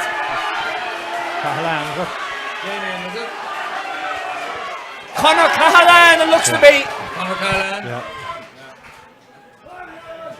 Mark Collins working that ball across the D exclusion zone towards Jamie Walsh, and it is the middle age of the Conor Cahalane brothers who buries the ball to the back of the net. An opportune time. What an opportune time to score that goal as we go into the water break, Patrick. But to be fair, Castlehaven, they had very little possession in that 15 minutes. They looked like scoring a goal just before they actually did. The Bars, lived on 9 lives not to concede that first goal. But the second goal there, I think the Bars had them defended on this side of the field, but obviously people didn't pick up on the other because there was a 2-on-1 inside. And to be fair to Damien, or to Conor Callahan, there was a lot of power in that shot and went through the keeper's legs, I'd say. Yeah. There from Mark Collins to see the space across, use Jamie Walsh, and Walsh obviously got the call from Callahan that there was a run off the shoulder being made. That there was no overlap there, but Mark Collins, again, a bit like Michael Shields, he doesn't waste possession either. He's a very experienced player. He's very, very comfortable on the ball, left and right hand, left and right leg. And, once he got into the centre of the field, he saw that, we'd have a 2-on-1 here, and it was an actually brilliantly executed goal in the end. And it's after giving a slight unfair reflection on that 15 minutes, because the Bars brought the war that we spoke about, and they'd be very disappointed to concede that goal, but I think it gives Castlehaven a very good opportunity again. But the Bars have to reset and go again here now. Go to the field, both sides now retaking their positions up in the field. Yeah, I've been more than impressed with the Bars in the second half. I was quite critical of them in the first half in terms of their method of working the ball up. I can now see what they're about in terms of creating that overlap that they're getting in the second half, and they just don't have the players, the likes of O'Brien early, to give it to, but what they do is they've got dainty guys like Dennis O'Brien and Stephen Sherlock to take the ball around the loop. Well, 90 seconds in that water break will be added on at the end of the half. Ball punched down there by Mark Collins. There was a hand on it, and a chance now for Kieran O'Sullivan to try and work the score. Oh, there was a dangerous ball. Maguire got a foot in there. There's feet flying in, body's been thrown on the line. McGreevy though, with a beautiful soccer skill, trying to pick it up, just couldn't get it. But Owen Finn does. And now come the Bars trying to work out once again. After doing so much good work in that third quarter, they went into the water break 1 point down. Possession over on that far side is with Conor Dennehy. Dennehy under pressure. Looking down, trying to take it up into the centre of the park, and Dennehy's gone on a 25-30 yard run, pokes the ball long into the corner. Sherlock will just keep it in from going out. And there's a push in the back there, and now a chance for the Bars possibly to level up this game. Stupid, going nowhere, on the line, about to bring it over himself, and just a silly push. Absolutely very silly. A chance inside here in the corner from Stephen Sherlock. You possibly can't. You just catch him on the left hand side of your screen. Not an easy kick over here either by any means, Patrick.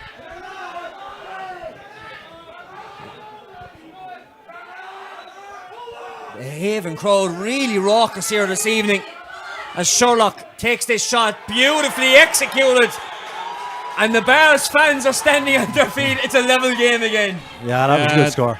It's fairly raucous right in the stand there. I think any time there's kickouts or frees, both sets of supporters are trying to put people under pressure. I wouldn't be surprised if there could be some trouble yet down there to our right, Patrick. But in fairness, mistake from the Haven keeper. He's kicked the ball in, and the man defender has caught it inside the D-exclusion zone. That was Damien Cahalan, and it's going to be a hot ball.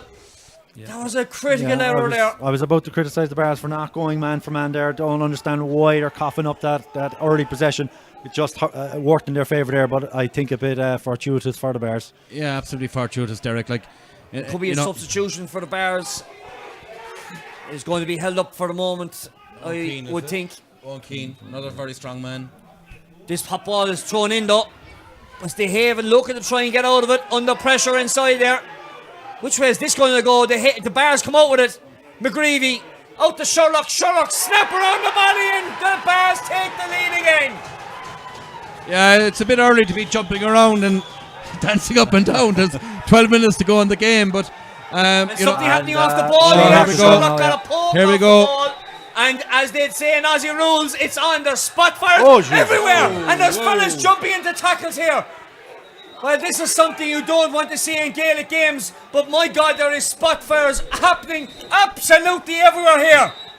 This is really breaking out, and scenes that we really don't want to see in Gaelic football. Oh my word.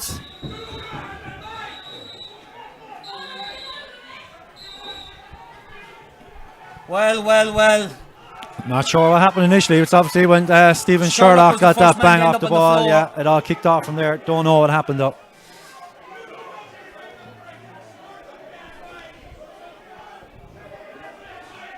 And things now are just getting unhealthy here in the field and the stand.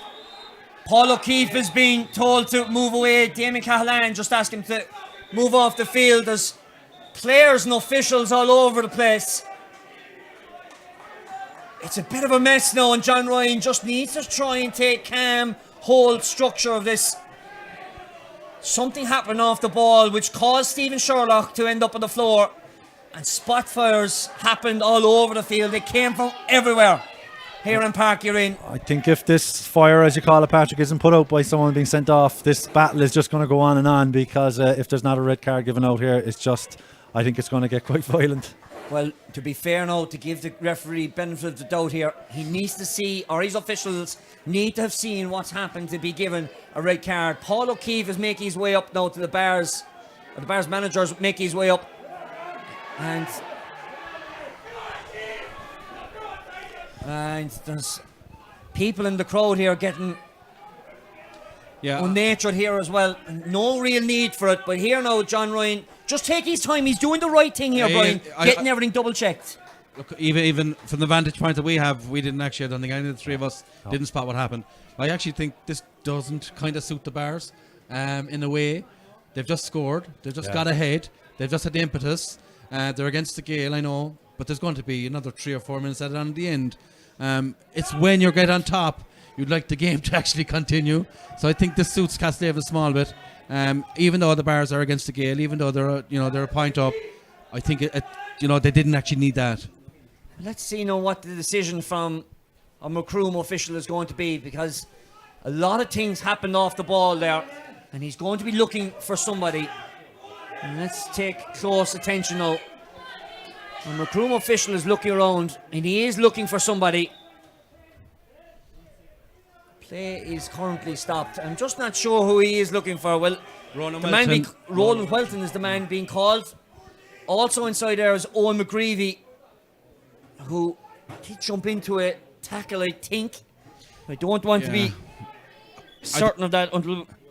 I think, to be fair to Owen McGreevy, he actually ran in. He didn't hit anyone. He just jumped up and got pushed at the same time.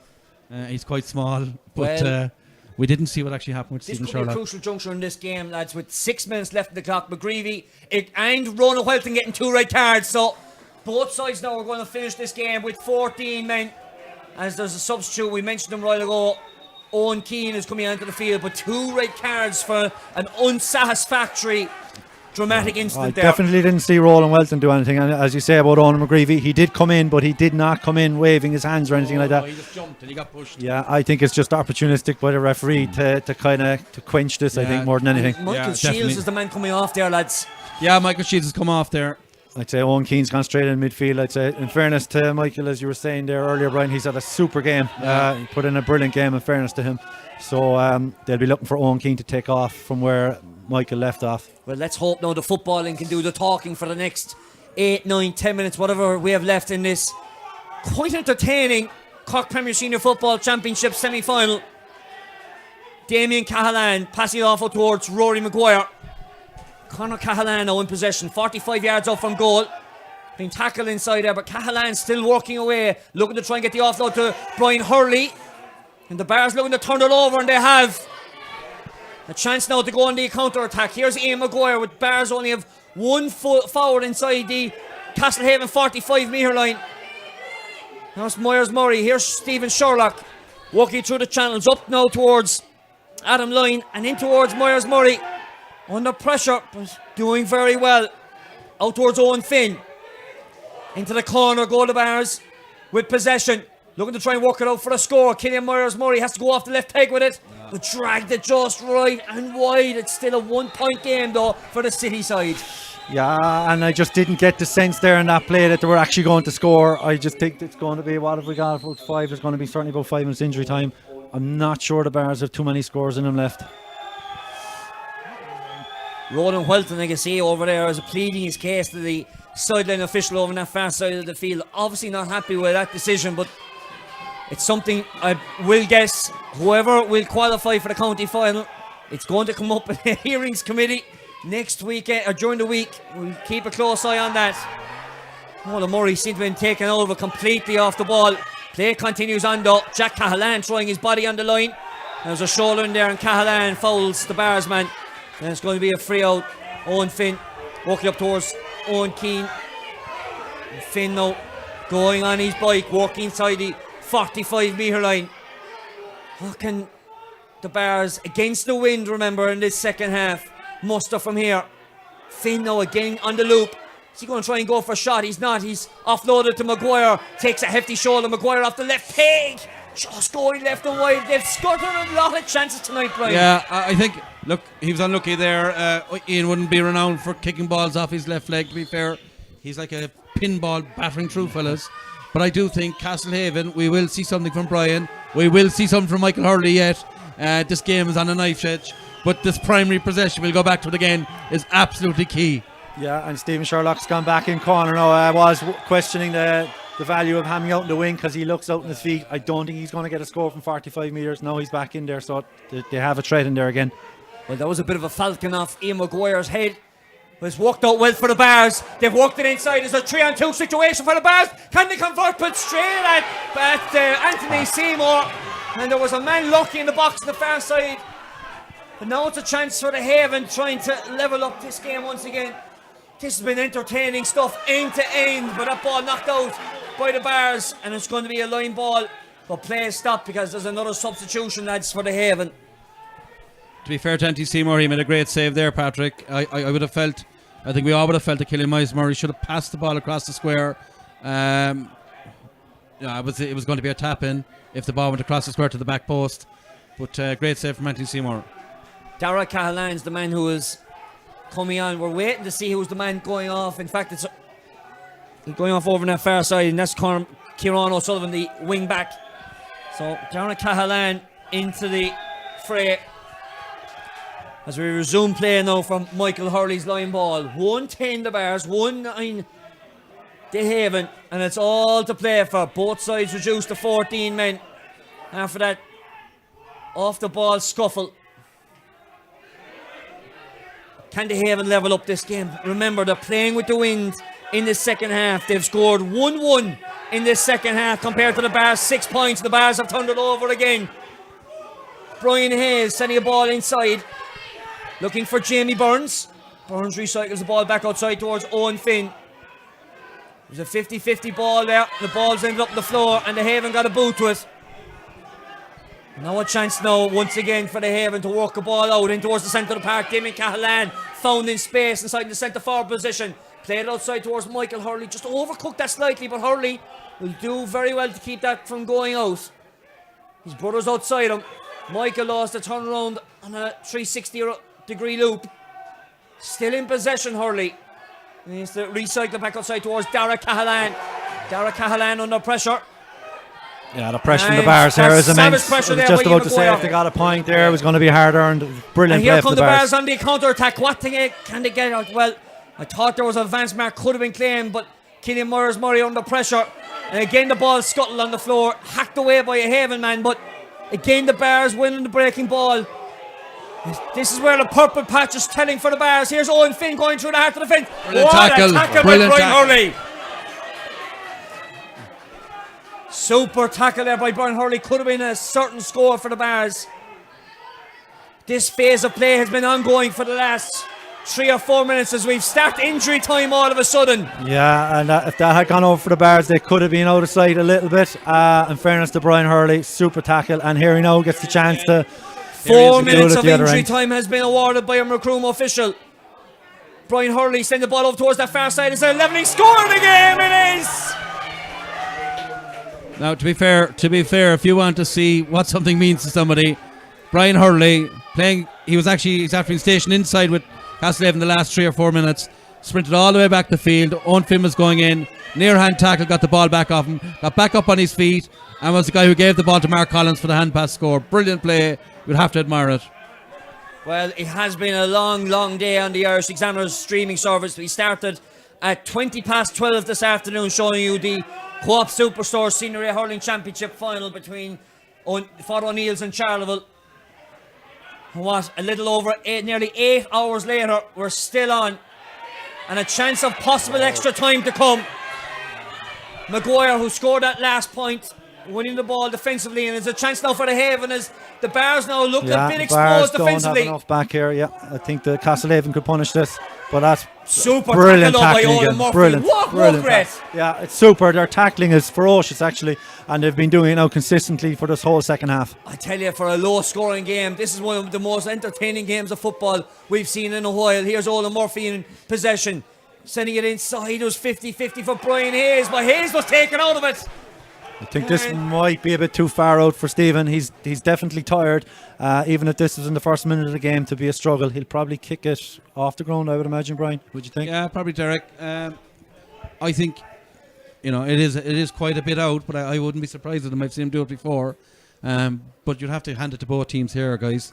They are Look actually, on the replay here. there wasn't much in that, really, I don't think. No. You'd have to hand it to Castlehaven and the Bars.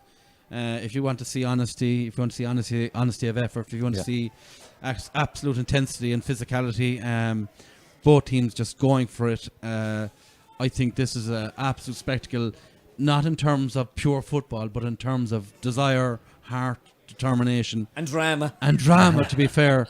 Like this, we're 63 minutes into the game. We don't, you just can't tell if this is going to be a winning score or not, obviously. But I think this has given a lot of people a great hour's viewing. Yeah, it's super game. Absolutely And, brilliant. Looking at Stephen Sherlock here, the ball's in his hand, so I'd say he's going to try kick this in the hand, and this is tough one. It's Colin Maguire who is receiving attention over on that far side of the field. He's been up and down the field in the last couple of minutes, but did get that levelling score for the Haven in the 60th minute. What time now could be added on? Well, it was 4 minutes was awarded. Yeah, In fact, Maguire's been brandished a yellow card for that tackle, Brian. Yeah, to be fair, Patrick, the Bars have ensured that the win didn't matter in this second half, which is a massive compliment to them. As we look at the rain just starting to team down, it's just swirling in the wind. It's not going straight. This is a difficult effort for Stephen Sherlock. 35 yards out. It's been caught by the wind though, and it's gone left and wide. Off the ground. Yeah. Like, we were questioning whether he could take it off the ground. I think if he took it on the ground, he'd had a lot better chance of scoring that. Yeah. That was a very difficult kick to take out of your hand. Too much wind there to affect that, yeah. So, a chance now for the Haven. We'll be going deep into the 65th minute now because of that stoppage. Damien Cahalan offloading the ball long up towards They're going to get Maguire. a chance to win it here, Patrick. I think the ref seems to be letting it go, so they're going to get a chance to win it. Walking the ball in towards the half-hour line. There's a long shot being taken inside here by the Haven. Wide. Goes right and wide. I thought for a second it was going to travel in. I'm hoping that this goes to extra time because I'd love another 20 minutes of watching this. It's absolutely enthralling I tell stuff. you, Brian Coppert, I hope you have the kettle ready. Patrick O'Neill lands that short. As I say, we're going to hit the 5th minute to add on. Jamie Burns now in possession. And to be fair, no team deserves to lose this as that ball goes out over the end line. No team deserves to lose this in the 60 minutes. No, I think the whistle is going. I have a feeling the whistle's going to come here. Bad slip there from the Bears to let that one go. But here we go. It's ticking on again, and Castlehaven might get one more chance to nick it. Conor Cahalan now in possession. Are the Haven happy enough just to play out for extra time, or do they want to go along as John Ryan has the whistle in his mouth? And under pressure there was Rory Maguire, but did well to get it away. Now towards Ronan Walsh. Oh my God, this is tetchy times indeed. Ball's knocked out, Jack Cahalan. And it's a Bears ball, or a Haven ball, says our silent official, I think is David Moran. It's a chance now for the Cork minor, Jack Cahalan. How much more is John Ryan going to add? Edge of the seat stuff as the Bears again have knocked it out. Now this is a possible opportunity from a score from the sideline. Yeah, And Brian Hurley could score this if he goes for it. He's not looking yet, but he might. He might. He's thinking might. about going for it. Brian Hurley from the outside of the boot in the 66th That's actually gone over. minute. Oh my God! Unbelievable! Unbelievable! What a player! What a player! What a kick! They talk about Mark Fitzgerald. I know he had a win with him there, but he judged that to perfection. If that wins the game, we'd have to hand it to him. Fair play. What a kick! Play continues on, and the Bears need a score quickly. But Mark Collins has won the breaking ball. Collins under pressure. Looking to try and offload that ball inside. Here come the Haven once again. Working the ball inside towards Michael Hurley. Hurley just needs to put the ball over the bars to try and seal it again, but he hasn't. He's fumbled outside and the bars applying pressure. We're deep, 6.5 minutes gone in injury time. Snapping on the body from Brian Hurley. This is carrying right and wide. I'd How say much more time is he'll on blow it, Malcolm Patrick. official? He'll probably blow it, I'd say. He's looking at his watch now. And something's happened off the ball down there. Yeah, the goalie put the ball down, and I think Michael came in and just kicked it away. And again, the spot fires are not needed. We're at the end, or close to the end of this game. Slow down the game But again. I think it's quite easy that Michael Hurley picks up a yellow card here.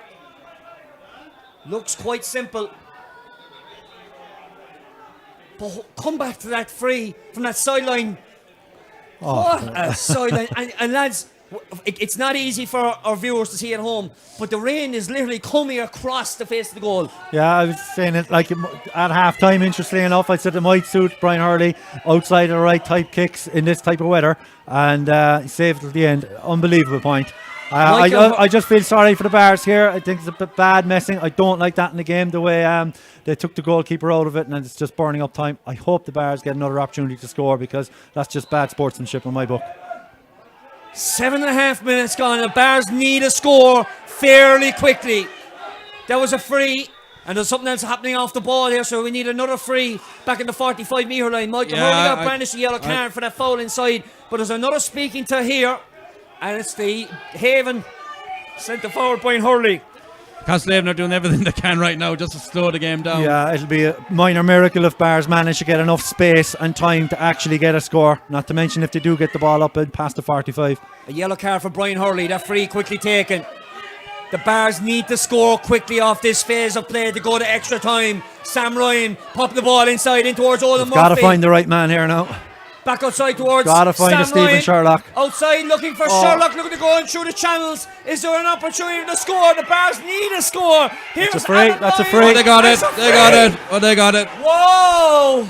It was a terrible free to give away because, So as you many said a while bodies ago, back there there. was so many bodies there. Yeah, All they had to do was keep their hands down. He wanted the free. He didn't even have enough time to get the ball into one hand to take that shot. He didn't have enough time, and he wanted the free. It was an arm over the shoulder as we look at the replay. And now it's a straight in free. I might get my wish here yet, Patrick. It's a good chance. He thought about chance for a goal. Sherlock, he put us all on the edge of our seats, but no, with nearly 69 minutes gone in this Premier Senior Football Championship final, this surely goes over from Sherlock. It does. Yeah. And I that can't wait for the 20 minutes sends us here. to extra Yeah, time. we put on that kettle now. I think it's definitely going to extra time now. And he is going to blow it up, John Ryan. He's surely not playing on, is he? Where's that? Oh my God. 70 minutes of enthralling football in Park Urin, and we are out of breath. Unbelievable. Yeah, Extraordinary stuff. I think that was absolutely superb. You'd have to hats off and hands off to our hats off to both teams. There was brilliant endeavour there, and that score from Brian Hurley, you'd pay anything to see something like that. We get a glimpse of that in a second. But to be fair, I thought time was up. Castlehaven did everything they could to make sure that the ball couldn't come down the field, and as we said, it was a bit of a silly foul at the end just to give a gilt-edged chance in front of the goal. And I was glad Bars got that chance, because the game has been played in such a good spirit. I just didn't like that. I think it was Michael Hurley. I just don't like that with that play acting and taking a guy out. It's just very cynical. I'm glad Bars got the chance. I'm glad they put it over the bar. And the because key this thing, game deserved it. The key thing now is that both teams revert back to 15. Yeah. So back full on 15-15 again. Yeah. One of the things I would have known with Castlehaven is that they have an awful lot of work done, and I said they have an awful lot of physical work done. I saw a lot of them during the lockdown out around UCC. They're training in pods, working really, really hard. I'm not quite sure. Maybe the Bars have worked as hard. There was nothing between their fitness there in that 60 minutes, and that 70 minutes. But I do think Castlehaven have a lot of legs yet. I think the likes of Michael Hurley could come onto his own here in this extra time period. The Bars, to actually win the game in normal time had to go to war. Yeah. And sometimes when you go to war and you don't get out the other side, it's very hard to gather around here again and say, all right, lads, we have to go to war again. So it's going to be difficult. Let's have a look at that Brian Hurley sideline. Extraordinary stuff inside the 45-metre line. He thought about it, didn't think about it, and thought about it again. Like something like what Luke Connolly done across the park last week, finding out. Well, we've seen, like, I mean, Mark Cronin. it reminds me of the Morris Fitz kick stadium years ago, and we've seen that played for years and years and years. That is just as good, if not more difficult, given the weather conditions. Do you know, we watch, you could watch Sky Sports and all these things when you see professional athletes kicking pressure scores from, dead balls, and everybody marvelling at it. Here we have an amateur athlete, after playing for 70 minutes, he's on the sideline, his team need him to score. It's a miracle if it goes over, and he kicks it in full confidence that he's done this before. So I could see him down in Union Hall, because he's a man who just will kick ball all day long, trying that since he's been about 13 or 14, and to do it when it matters most says huge amounts about him. I thought that was a superb score, but I was like Derek. I was hugely impressed with Castlehaven when Colin Lyons was off in that period, with the way they played. They got away from that because they couldn't get their hands on the ball. In the second half, I was hugely impressed with the way the Bars battled and fought. It's amazing you actually say that, because the Haven were playing against the wind the first half, and the Bars were playing against the wind the second half, and they threw the kitchen sink at it. The wind didn't really matter to them in the second half, and the way the Bars play anyway, I don't think it really matters that they have a wind or they don't have a wind. All they want to do is punch holes at you, get runners inside you, and then pop the ball to the likes of Sherlock and Myers Murray. Whereas Castlehaven have a bit more variety to their play. But you'd have to say now it is going to be difficult for the Bars, I think. All our lives playing against them, when there is war, when there is a battle, when there is fight in terms of, and I'm not talking about physical fight, I'm talking about those ping pong balls you're talking about, Derek, the ricochets. Yeah. They came Pinball out. machine goal, they could have scored down below. They came out with the majority of those balls in the second half.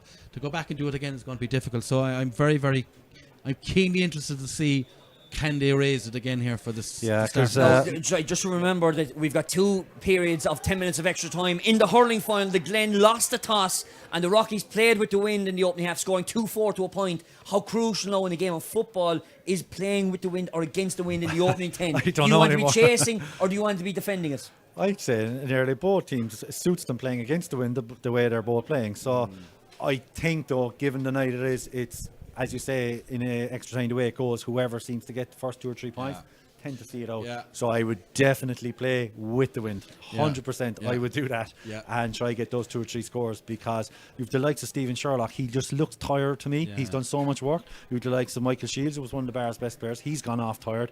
Ian Maguire seemed to be loving the physical exchanges there, but he's tired as well. Let's talk side just for a second, because Mark Collins has lost the toss there, and Ian Maguire has elected to play against the wind. Even though at the start of the game I said that I'd play against the wind, I would in normal time. Yeah. But like Derek, in extra time, I always think if somebody did some research on it, they'd see the team that gets ahead, it's very hard to chase that down. Definitely. Bodies are tired. You could defend a lead much more easy than chase in extra time. I think that's a bit of a mistake. I'd go after trying to get ahead. Yeah, I said they want the battle in the second half, and the Bars got it, but I think that they might like Payne a little bit too much for my liking here, because I think they're giving themselves a huge mountain to climb playing against that wind. One word apiece. Call it. I'd have a feeling that Michael and Brian Hurley could do something here in this period of extra time. Yeah, that the Bars might be able to respond. I'd go with the Haven too. I just think they're a little bit more economical with these tired legs. I think that will count. This is a commentator looking around, scanning around the field just to see who else is in or out. We'll keep an eye on it. Is Owen McGreevy there? I don't see Owen McGreevy. Stephen Sherlock corner forward there, right? I think Owen McGreevy's gone. Owen McGreevy's on the suspension anyway, so this extra time period gets underway. And it's the Haven who do get the opening spell. Remember, the Bars, the Castlehaven lost the toss there, and the Bars Ian Maguire electing to go against the wind in this opening half. Let's see if that's going to pay off. Owen Keane now in possession, back out towards Owen Murphy, who made that surging run for the levelling score in that late in the second half. Adam Lyne in towards Owen Murphy now once again. Looking to try and switch the play. Of course, now you have to start thinking about the penalty. You start bringing back in players, the likes of Michael Shields for the Bears. Here's another man, Glenn O'Connor, plays wing back for the Hurlers, sister of Jim O'Connor, the Cork Camogie star. Owen Keane. Back outside towards Owen Finn, walking in towards the corner, towards Keelan Myers-Murray. Got a boot to it, beaten for pace there by the Haven man. And it's quickly taken, sent up in towards the centre of the park. And here now where the Haven are dangerous. Conor Cahalan walking back inside. Cahalan going for a big punt of a score, but this ball goes right and wide. Of course, we must also remember all cards are now wiped. Red, yellow and black cards are all wiped from normal times. So we're back now to a new game without the two. Yeah, I think that was a bit ambitious there. I think Damien was coming through. They could have held on to that a bit more. I think a little bit ambitious there from Conor. Jamie Burns now played just inside the 65, walking to Owen Finn. First score now here is going to be crucial.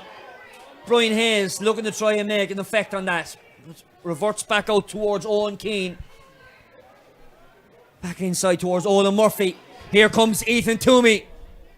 Always a danger, was a superstar for the Bears minor hurling team when the Premier 1 minor championship a couple of weeks ago, but it was Adam Lyon who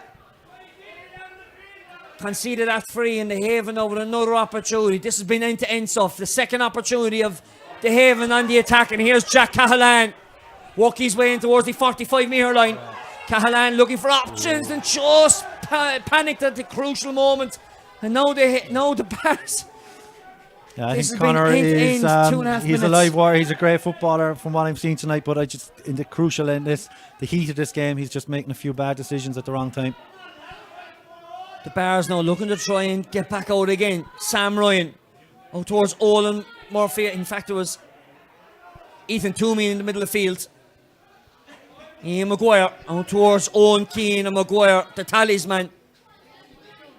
Everything revolves around the Bears captain. Owen Keane walking it inside in towards Jamie Burns. Pop towards Ethan Toomey. But again, it's going to keep in. It actually doesn't go out because the wind stops it from going out of play. But doing very well over there was the Haven defender. And there was a punch thrown inside there, I'm afraid. Was seen off the ball. I did see it actually happening. And that was Olin Murphy, I believe, did throw a punch. No, it was at a distance. But there was a hand thrown to the face of the Bears defender. And this could be a costly error. All cards wiped. Am I right in saying that? Yeah. So it's a new game. So it's a question of whether, in fact, both players are now being spoken to, both Cathal Maguire and Olin Murphy. And the question now is, what colours or colour is the card? 2 yellow cards. So Cathal Maguire and Olin Murphy getting 2 yellow cards. We just might catch this off the side. Maguire just ended up the floor. And there was a hand thrown there by Murphy twice, as we've seen in the replay. Yeah. But and, as you come back to live pictures, this ball is going to be hopped in.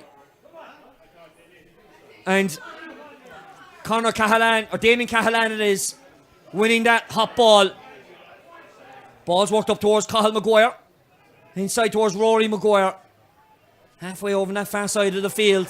Maguire under pressure, being held there by Stephen Sherlock. It's a free in for the Haven, but he elects to go backwards with that one.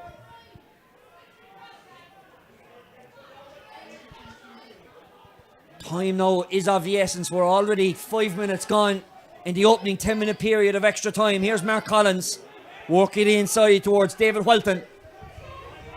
Welton working up through the channels. Damien Cahalan with a long hand pass ball in towards Brian Hurley off the left peg. Hurley looking for the opening score, but again, that wind just carries it right and yeah, wide. there's been chances now for both sides. I think Ethan Toomey, who's come in for the Bears, has had 2 chances. He looks a bit, he's struggling to get to the pace of it. Surprised there where Brian thought he would have scored it. He had time. I don't know what's going to happen here, to be honest. What is a substitution is the substitution of Shane Nolan coming in for Michael Hurley. So Michael is carrying a leg there by the looks of things going off, Patrick, but Shane Nolan's a very good substitute to bring on. kick out mark claimed in there by Jamie Walsh. Man under pressure inside. Sideline official says no. Didn't go out of play. Jamie Walsh under pressure. Balls between the legs. Now it's a free, in fact, that John Ryan is awarding right in front of us. Ian Maguire too looks to be carrying a bit of a dead leg. He didn't want to know about that kick out there, which I thought was a bit surprising, and he seems to be labouring getting back. So I think Bars will be in big trouble if he's not at full, and you can see he's definitely pulling a leg there.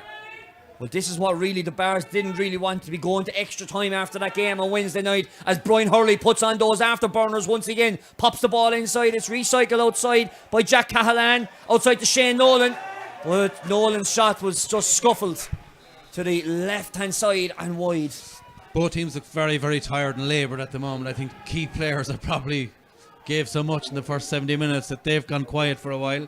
I expect that they might do something yet, though, being the characters that they are. But the game is certainly different, very much different than what we finished in the second period of the second half. Ian is definitely struggling there, and he does not want to be contesting a kick out.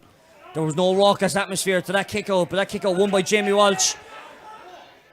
Played inside there by Dara Cahalan, inside to Jack Cahalan, and the youngest of the Cahalan triplet brothers has won a free, and this could be the opening score of this extra time period. Yeah, cheap enough from Conor Dennehy, I think, gave away that free at this point in the game. That's what a team wants, is a free, because it's so tight at the moment. Like, there's no one guaranteed to knock a ball over the bar, and it's just a cheap free, I think. Let's see it here now. Yeah, he was going nowhere. He was going to run into a yellow wall there. Silly free. Fouled by Conor Dennehy. And it's a chance now for Brian Hurley to get the opening score after nearly 8 minutes in this first period of extra time. And Brian Hurley converts that free. In the 78th minute, we've waited for the opening score of extra time, Brian. Yeah, again, primary possession. I know I harp on about it, but the Bars have been very good tonight on the kick out. But on that kick out there that came out, Castlehaven won it uncontested. 2 passes and Jack Allen gets fouled. That's how simple the game is. You have to win primary possession. You can only play off that. This ball is hanging really badly from a Bars point of view, because they haven't won it. It's popped out, but Ian Maguire has won that. Looking back in towards the centre of the park, towards Owen Keane. There was a man taken out off the ball. Or, sorry, on the tackle, I should say. That is Dara Cahalan. It's the man who's going to be spoken to. Probably a late tackle and a yellow card to go with it. John Ryan has to do the notings in the book, and Dara Cahalan has been told to await while he's been given the instruction, but it's a free out for the Bars one way or the other. Nearly 9 minutes gone and only 1 point. In fact, it's a black card. Jeez. Wow. That gives the Bars a huge opportunity. They've only conceded a point playing against the Gale. Now they have an extra man for basically the rest of the game. Yeah. But maybe we might be able to get that at half time if we can. Sam Ryan, the Haven now going to be playing possibly the rest of this extra time with 14 men. And a free there for Sam Ryan from the 45-metre line. Well, that is a big, big decision. And to be honest with you, lads, I didn't see it coming. I actually couldn't see it. There's a pole in my way here. I couldn't see exactly what happened. Yeah, I think he jumped into it, and I don't know. I think the referee fell for it, to be honest. I would like to see it again, but Sherlock fell to the floor there. Brian Hurley down there defensively, giving his defence a helping hand, and Mark Collins got a boot to it. As the Haven now looking to try and work it out through David Welton. Or through, in fact, Colin Maguire's 1 minute has been awarded by our official. Jack Cahalan now in possession, looking to try and get a second score. Remember, the Haven down to 14 men. Remember, just moments ago, Dara Cahalan sent to the bin and just overcooked that ball. It's a chance now for the Bars to break out of defence again. Owen Finn is getting on a lot of possession in this extra time. Ian Maguire doesn't look a bit laboured indeed, but that's the intensity these players, the Bars players, have been playing this week. That mark not taken over there by Ethan Toomey. Done well though to regather composure, and the Bars just slow things back down again. They know they have another 7 or 8 minutes to play against 14 men.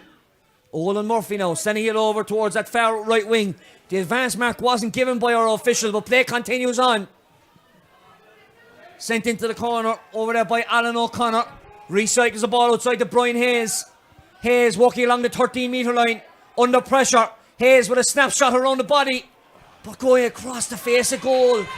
Yeah, I have to say I've been very impressed with Brian Hayes all night. I think he's been extremely honest in his play. He's very direct. I think he's caused Castlehaven problems, and I'm not quite sure what's going on here. But I think something has happened. There's a blood substitution here, Brian, I think, because the player was running away, Ronan Walsh. I think he knew he had to head off. And the blood sub is going to be... I was even going to suggest there, Brian, that I would even put Brian back midfield, because with Ian struggling there, he's definitely struggling with a knock. I think the Barr's primary possession, he's a big young fella. Absolutely. I would put him back midfield. Absolutely. I think he's been in the game consistently from the very start. And I think he seems to have plenty of pep about him. And I'd say he'd make a big difference to the Bars. I think it'd be a very good move. Yeah. I think the Bars would be, knowing them, they'd be very slow to take Ian Maguire off. Maybe not take him off, but he's certainly...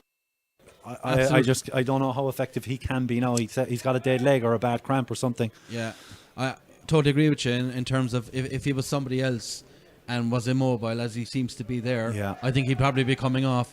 But I think he's their go-to guy. He's their leader. I don't see them... I'd nearly say he'd nearly refuse to come off the field. He's that type of guy. Just that blood substitution for the record was Tomas O'Leary coming on instead of Ronan Walsh. Whether he'll stay on now because of the half-time, but the Bars with that point lead... No. The Haven with the point lead, sorry. They now need to try and defend this against the wind and down to 14 men for the next kind of first 7 minutes of the half. Yeah, I think Bars, to be fair, I don't think they looked like scoring there. Other than that, Brian Hayes there, I think Ethan Toomey had a few shots, but there were pop shots. Sherlock has been bottled up. He's been bottled up. I think he's exhausted. They don't look like they're going to score. Definitely not there. Now, maybe with the wind, they're going to try something different. They didn't seem to play with the wind or play well with the wind when they had it. So, again, I would say a very, very slight advantage to Castlehaven. Yeah, I would agree with that. I think the Bars are going to rely on punching holes again and getting fouls. That's the only way I can see them scoring. I don't see them opening up the Castlehaven defence, even though that they have man extra. I think the Bars will actually sit their extra man back, which I possibly wouldn't do myself. I'd go after this game and I'd push this extra man maybe into the middle third here, where you'd actually have overload and the Bars could play their game from there. I still think that Castlehaven have craft and Brian. Mark Collins has been quiet the last 15-20 minutes. I think you'll see something from him yet. And if Castlehaven can repeat anything like they did for that 12-minute period where they got the 6 points in a row, 2 points here, 2 points of a lead here is a massive lead in 10 minutes. So at the moment, Castlehaven the lead. The Bars have to score 2 points to get ahead. And I know the Gale is very, very strong. But, they didn't look like scoring, as Derek said. They didn't look like scoring anything in that first period of extra time. And I think Castlehaven only need 1 or 2 frees here. Yeah. And, Mark Collins won't miss. Brian Hurley won't miss. Yeah. Stephen Sherlock is kind of jadey. So I'd have my question whether he's going to be as dependable as those two on the other side. It's been an extraordinary afternoon of Gaelic games. I'm just wondering, because out in the field while the camera was switched in here, John Ryan was spoken to by our umpire and our 2 sideline officials. I'm just wondering what is happening here. Something happened off the ball. And John Ryan is looking for someone over there to speak to. I don't see Brian Hurley coming back in here. I think the referee is speaking to Brian Hurley. I can see by the green boots. It is Brian Hurley. Yeah.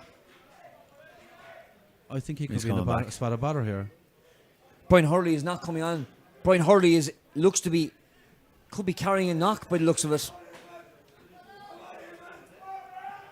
Brian Hurley will not be returning for this second period of extra time by the looks of it, lads. Yeah, but they still have 14 men. 22. Kevin O'Donovan is coming in. That's a big loss. The only thing I can think of, Patrick, is the referee says that he has a concussion of some sort, but that's not the referee's call. No. I'm not sure what that's about. He looks fine and fit there over on that far side. Obviously, there is an issue. In fact, there is some strapping over there, in fact, and they're going to look to try and get some physios. This ball is thrown in. We're just keeping half an eye on Brian Hurley, who's going to be receiving some physio over on that far side. All the while, though, the Bears now in possession. Glenn O'Connor passing into Ethan Toomey. The Bears with the wind in this second half, and as the rain starts to sheet down here in Park Urin under the floodlights on Sunday night football. Adam Lyne with a Hail Mary of a shot going to the left and wide. Brian Hurley is getting some attention off the field over. Yeah, it's very difficult to understand how the referee actually... They still have 14 as far as I can see. Well, the nominated free player is Ola Murphy's at the moment in the centre of the park. This kick out from Seymour under the pressure of whistles and pressure of the Bears fans. That kick out mark claimed inside there by Ian Maguire. He's won an advantage as well, but play continues on. Played inside towards Owen Finn by the way. Keelan Myers-Murray off the left peg. No, it's dropping. Landing short, right and wide. They've had about 5 chances now. I say Ethan Toomey has 2. Adam Lynn had 1. Keelan Myers-Murray there. So they're not taking them. I'm not sure how many more chances they'll get. I'll tell you the temperature is quite cold, but the heat on the pitch is fairly fever pitch. As this kick out being taken by Seymour over towards the centre of the park, and again Maguire nearly got in there, but he was fouled in the process of doing so. Might have picked up an injury of cramp in the process. Stephen Sherlock might score this one. Yeah, outside the right again. Yeah. But I must say I'm very impressed with Ian Maguire's work ethic there. In fairness, since the second half started in normal time, he's been immense. He seems to just relish the tight battle of it, and he seems to be carrying. You can see now he's after cramping up, so I think that's what's been wrong with him all along, but he's giving it us all there, and he's you can tell he's the heartbeat of the Bears team. Adam Lyne, that is, giving Maguire a helping hand as Maguire limps away from the scene of the crime. Chance for Sherlock to level up this game. Straight over. A score from Stephen Sherlock. You call it, Derek, outside of the right. It's the only way to kick those ones. Use the wind. Absolutely agree with you regarding Ian Maguire. He actually is not more. He's even more than the heartbeat of this team. He's the heartbeat of football in the Bears, and he is their absolute leader. And he's showing it here now in the last 5 minutes. There's that kick out from Seymour, and that is just going to be kept in from going out of play over there with Johnny Regan. Advantage going to the Haven as we are level once again. And it's for the first time in this extra time, but the ball's been turned over. And Ethan Toomey sends that ball into the corner. Is there a chance for a leading Bears score? Stephen Sherlock, snap around the body off the left peg, but this trails left and wide. That shot was never on, really. Like, he should have just held possession, worked the ball back in towards the centre of the field. The Bears are again in ascendancy. It comes down to the kick out again. I still don't understand why the Bears are actually operating as own press on this. They should be pushing right up into Castlehaven and making Andy Seymour even under more pressure than what he is right now. Brian Hurley is warming up once again over on that far side of the field as the rain, as you could see now on their picture screen, is really sheeting down here in Park Urin. A lucky mark to Conor Cahalan just fell into his chest after the gale of wind just held up the ball. And can the Haven now try and get a score? Here's the Haven minor, Jack Cahalan, as Conor now is limping over on that far side of the field. Jack Cahalan under pressure. And the Haven regaining composure through Jamie Walsh. Ball's worked inside. Across the face of the 45-metre line. Is there a chance of a score here? It looks like James Davis is on the field, but the ball's been turned over. And again now the Bears looking to try and work their way out as bodies now are starting to fatigue quite immensely. Epic drama once again here on the live Irish Examiner live stream as that ball is sent in by Ethan Toomey. Or sorry, in fact it was Owen Finn. It was turned over. And a chance now for Kevin O'Donovan to work out. Damien Cahalan receiving a heavy shoulder. Played inside to Kevin O'Donovan. At this stage now, I think it's more Castlehaven just don't look like they're going to score because like they're just looking to pass. There just doesn't seem to be someone taking it and going for it themselves, and too many passes here playing into the Bears' hands. Bears look completely in control. They're playing with confidence. and I think they might get a point there themselves. I think one of the issues also maybe as the game has gone on, Castlehaven have had to use their bench more and more, and I think they probably have younger players than what the Bars have, and those lads are finding it a small bit difficult. That's the free. And a free awarded. There's the free. The Castlehaven have to use, as I say, they were obviously use their bench, and coming in as a 17 or an 18 or a 19-year-old into this is ferocious. So I think there's a couple of mistakes that have been copped I up. just wanted to show you this replay, lads, because I think actually the Barsman blindsided John Ryan as the ball came across, and in fact the Haven defender was leaning across, so it is a free, and it's pointed on the de-exclusion, just outside the de-exclusion zone. Damien Cahalan walking outside Stephen Sherlock. It's a chance now for the Bars to take the lead and they can stack their defence if this is converted. But by all means, folks, this is no easy free. No, the wind is going to catch this now because he's kicking it right across the wrong way, but I'm sure he's backing himself. But he needs to aim for the left hand upright here. Sherlock, 35 yards out, does aim for it and does convert. Yeah, in the first round game against Ballincollig, Ola Murphy was taken off after about 39 minutes. He's actually had a very, very good game tonight from centre back with the Bars as well. He was the guy who was fouled there, I think. He was, for that. He was. He just seems to be a kind of perpetual motion, driving forward at the opportune times and crucial tackles at the same time. Seymour with the kick out. And again, it's the Bars have won the breaking ball. They lead by a point and they're in the ascendancy. Adam Lyne in possession, walking over towards that far side of the field. Lyne just biding his time, looking for Stephen Sherlock, playing it into the corner, but the Haven have turned it over. This black card period is nearly up as they win a free in the right corner back position. They're trying to work it out. Tomas O'Leary still in play, working it out towards the Haven, trying to work it out, but they've turned it over. And the Bars now with another chance. Brian Hayes again, Brian Hayes again. Brian Hayes working inside towards Colm Keane. Offloads out towards Killian Myers-Murray. Is that turning in enough? No is the answer. As we look over towards that far sideline, Brian Hurley's top is back on again. He's not coming back in.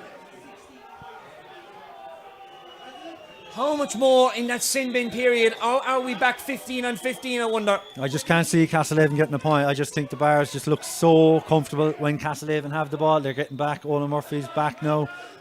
They just seem to be extremely comfortable defending Castlehaven here. We are back on 15 on 15 by the looks of it. Not for long, I'd say. Here comes another black card. Ian Maguire. Maguire is tired and jaded. He's put it all out in the pitch. Again, pleading his case with the judge. Maguire looks shocked and astonished. It's a black card for Maguire. And he now is ending up off the field. And he can't walk off the field, so he has to go to the Bar sideline. He couldn't help but give a black card there. There was no question whatsoever. Mark Collins was the man fouled on that occasion. Maguire just can barely walk off the field. But again, just to remind you, the Haven haven't played a game in 4 weeks. The Bars only had a game 4 days ago against Newcestown, their quarter final. But it is the Haven who are down to 1 point. But the Bars are at that man deficit. David Welton in possession now, out towards Rory Maguire. As the Haven now seek a levelling score as we enter the final minute of normal time of the regulation 10. That ball's walked over towards the corner. Looks like Jack Cahalan. He's got an advantage. Cahalan not accrued, and it's a chance for the Haven to level this game. And what has been an epic game here so far.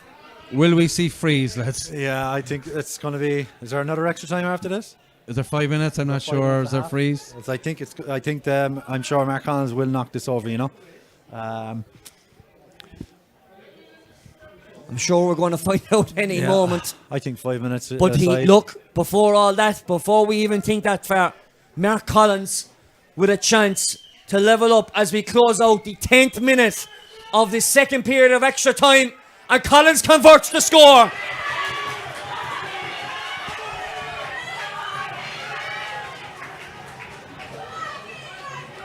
you'd have to hand it to Castlehaven as well, lads.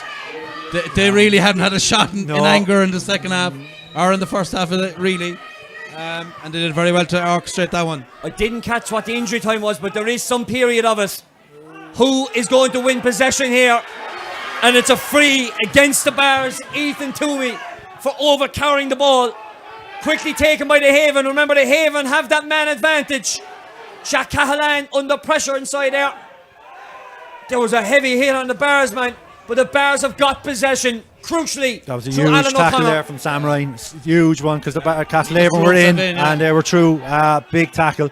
And if this ends in a draw, we go to penalties. So it's all to play for. Brian Hayes in possession. We have at least 1 minute. We possibly have 2 of extra extra time. That Burko boiler is on the overboil now. Ethan Toomey over in front of the Castlehaven dugout. Can they try and work the score? The Bars playing with 14 men after their captain was sent to the bin. Where are the Bars going? Sam Ryan looking to try and take on a tackle. Does so. Here goes As that Brian ball's Hayes walked on the into the outside. corner. It's one inside. He just kept it off the ground is the adjudication. Played it outside, out towards He's going to one blow wing. it. He's going to blow it. They're looking for the score. Ethan Toomey looking to try and take a shot. Owen Finn. They might as well have a pop shot at this 1 stage. minute 45 gone on the clock. A chance here for a chance of a score. But Brian Hayes sends it right and wide. Players, official, management, supporters, commentators, media all out on their feet. This has been on the edge stuff for what, nearly 97, 98 minutes of epic football. This has just been brilliant, Patrick. It is absolutely enthralling. Hearts in your mouth kind of stuff. Both teams giving it all they have. Absolutely everything. That was a very difficult chance for Brian Hayes to convert. And that is where this ends, and we go to penalties. Whoa. The first ever adult competition in football in Cork going to penalties. I'd say the Bars will be a bit disappointed there over the course of that extra time. I don't have a count, but certainly I'm going to guess say they had about 7 or 8 chances to Castlehaven's 1 or 2. Yeah, I think again you go back to being extremely economical. Yeah. Castlehaven Yeah. get down the field 3 or 4 times. Yeah. At the very least, they get shots in those 3 Yeah. or 4 times. They don't waste the ball. The Bars had all the possession there again. You couldn't question their effort or attitude or fortitude or mental strength. It was just taking the right option at the right time. I think Adam Lyne had a chance there. Remember, he kicked a wild shot. Stephen Sherlock had a chance. He took another Left wild leg, shot. yeah. It's moving the ball into the scoring zone and just having that composure. That's what the Bars needed. But look, We'll just have a look at the 2 crucial scores in the final moments of this game. This was the score from Stephen Sherlock in the 77th minute, which put the Bars in the lead, 113 to 112. And then only moments later, then Mark Collins getting a free down inside the 21-metre line. Here it is. And in fact, it's not this one. It's one that's late. It was later in the half, in around the 78th or 79th minute. We'll gather that in a second. But unbelievable stuff. Only last weekend, Éire Óg were defeated by SARS, or defeated SARS in hurling on penalties. The Beara Junior B semi-final, football semi-final went to penalties, but this is the first competition under the auspices of the Cork County Board going to penalties. There's a lot of things now, as John Ryan is discussing out in the middle of the field with David Murnan, his fellow senior football official, of the things that need to go on. Obviously, he's outlining, I think what he's outlining there is that and which has been outlined, that keepers must stay on their line. There's 5 penalties to both sides, and it can be any of one of the 5 players that finish that game. Okay. As exciting as it is, I think it's going to be a sucker blow for whoever loses it, because it's going to come down probably to 1 or 2 individuals, and it's going to be an awful So the question burden actually to carry is, through the winter. if I'm just trying to think of the rule off the top of my head, but if I'm right in saying that, Brian Hurley finished the game off the field. Right. I'm not 100% on that, but yeah, you can't pick somebody who hasn't completed the last portion. who has of the finished the game. So only penalty takers allowed, as far as I'm aware, are people who finished the game. So if Brian Hurley didn't finish the game, he can't be penciled in here to take a penalty. This actually feels very, very strange. We're here at a Gaelic football match, and managers down here, it's like watching something in the Champions League, deciding on who the penalty takers are going to be. This is what the Champions League format was all about, wasn't it? What entertainment we've had since the 25th of July. You'd have to say we've had massive entertainment since the 25th of July. I'm going to give you more entertainment because I'm going to have to get a text in here in the English Premier League just to throw the ball in. Don't tell me Liverpool are losing. 7-2. Winning. Losing 7-2. Jeez. Oh my God. Level 5, yeah. You must nominate 5 players. So we have got that through. So 5 players to be nominated from both sides is the ruling.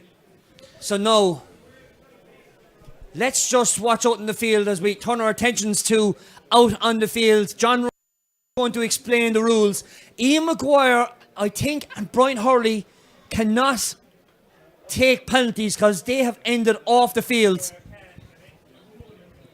Well, Ian Maguire can't walk, so I doubt he could take a penalty. I don't And think just breaking news as well. Neffet have recommended the whole country to move to level 5 restrictions. Yeah. So that's breaking news as well. They might, if that There's no final, so. There'll be no county final. Tell them don't bother taking the penalties here, guys, Oh because my God. I know my God. it's not a matter to joke about, but Level it's, 5 starting tomorrow. I Well, don't know. There's a letter gone to, I think. I'm sure Micheál Martin is watching in from Dublin to see who the Nemo Rangers will be facing next weekend. But whatever happens, let's hope there is a county final next week, because after the drama and entertainment we've had since 6:30 this evening, as we look out to see who the 5 players nominated on both sides are, well, out there, I see Stephen Sherlock, Brian Hayes, Colm Keane, Killian Myers-Murray and Olin Murphy. And on the bar side, I see Jack Cahalan out there. Shane Nolan, that is, wearing number 20. As the toss is just about to be made by John Ryan. And this is crucial now. Ian Maguire has lost Ian Maguire has won the toss, I think. So, no, Ian Maguire's lost the toss. And it looks like we're going to be in the Blackrock end by the looks of it.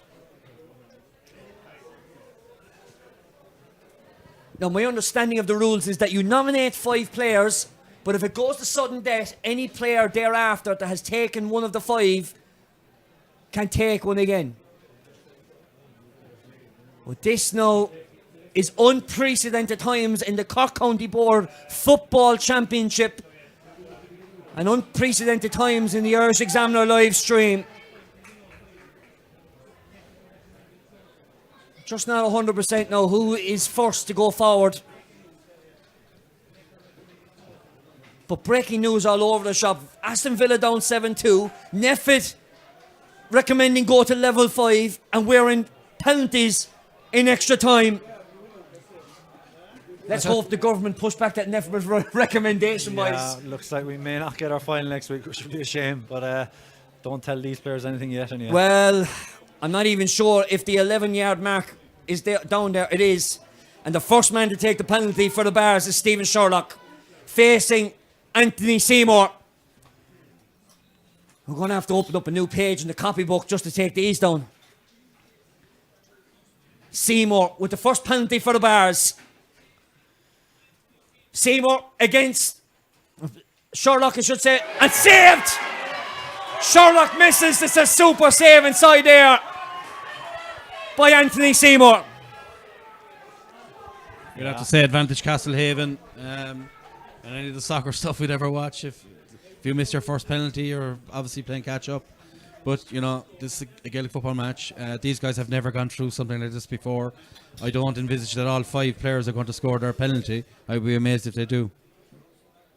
If he just walked past, I just noticed the size of Anthony Seymour, which is going to be a huge He's very, advantage. very tall, He's a huge man, so I think it's going to be a huge Castlehaven advantage. captain Mark Collins with the first penalty for the Haven. Collins, and converts it. And the Haven are 1 up after round 1.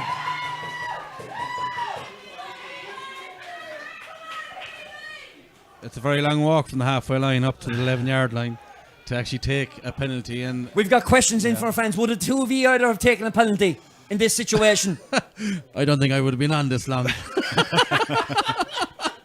And I wouldn't have been allowed to take one, no. I would have wanted that, but I wouldn't have been At allowed. least you're honest in a way. What drama here on the Irish Examiner live stream.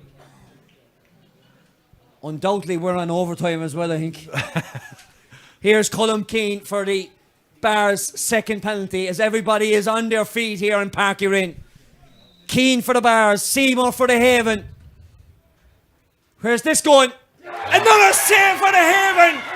And Seymour pulls out another super save.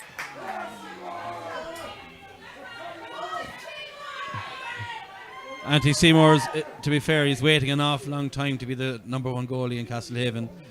Paddy Hurley has kept him out of that position for about the last 10 years. But he's been superb here. Chance here for the Haven to take the lead. It's a save inside there. Save from Shane Nolan by Patrick O'Neill. And it's 2-1. Oh, sorry, it's 1-0 to the Haven. Again, a very good save. You'd have to, he was gone down and his hand just flew up to push the ball out. But it's huge pressure here. These long walks up and, your whole county championship final appearance, depending on 5 guys and a goalkeeper, obviously. It does seem harsh, doesn't it? It is very difficult. It is very difficult. But there's no doubt that the Nemo man between the two of us is smiling. Bars, round 3 in penalties. First up are the Bars. Keelan Myers-Murray against Seymour. Murray buries it in the bottom corner. Yeah, whatever happens in a normal game, a mistake can happen in a split second. But if you're walking up there and you're missing your penalty, it's going to be that'll stay with you for the winter. Yeah, like guys who are on millions of euro or millions of pounds, when they miss penalties, they seem to get over quick enough because there's another €1 million coming in the bank next week. This is your club. This is where you're from. You're carrying the weight of your club on your shoulders. Well, you say about the weight of your club. Here's Damien Cahalan taking a penalty, facing the Bars in a penalty shootout in the semi-final. He'll score. Oh, down the middle. 2-1 to the Haven.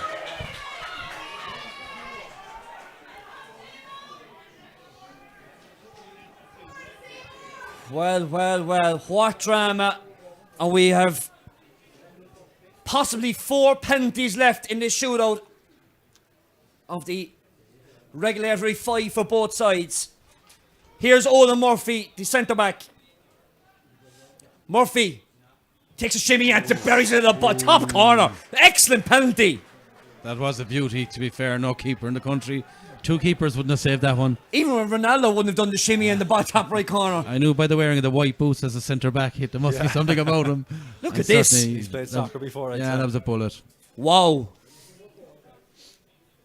4th round of penalties for the Haven, and it's the Haven minor Jack Cahalan who starred in that victory in the minor semi-final replay of the week. And it's a save. It's a save, and we're level going into the final round of penalties. Bars have a bit of impetus now. They really do. Score this and it's ultimate pressure on the final kick then. Taking this one is going to be the Bars centre forward, Brian Hayes. And this now is crucial territory. We're now technically in sudden death. Brian Hayes now facing Anthony Seymour. Seymour after pulling off 2 superb saves already. Crucial times, crucial measures. Whoa. Hayes just gets it into the corner. Anthony Seymour was very unlucky there. He had his fingers on fair to him. Now, this is savage pressure now, to be fair. Absolute savage pressure. Who's taking this one, guys? Let's have a look at the replay first.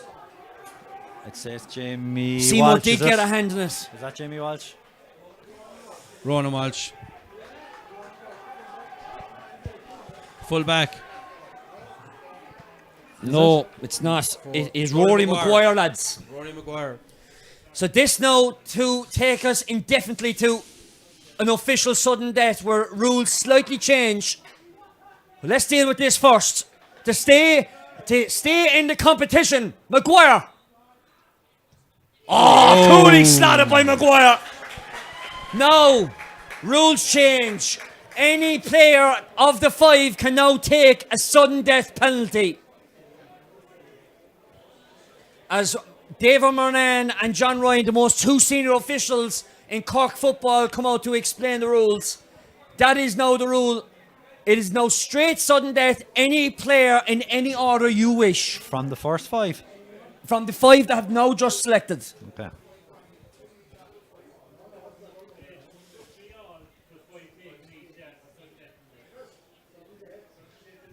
Yeah.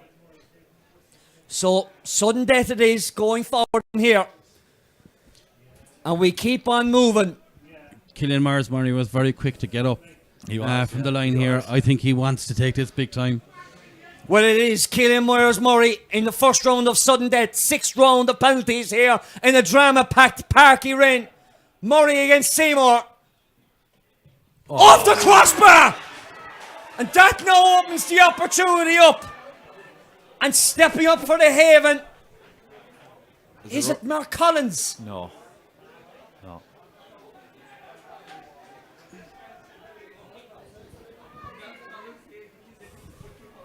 I think it is. It's the captain of the Haven, Mark Collins, going to be stepping up to this one.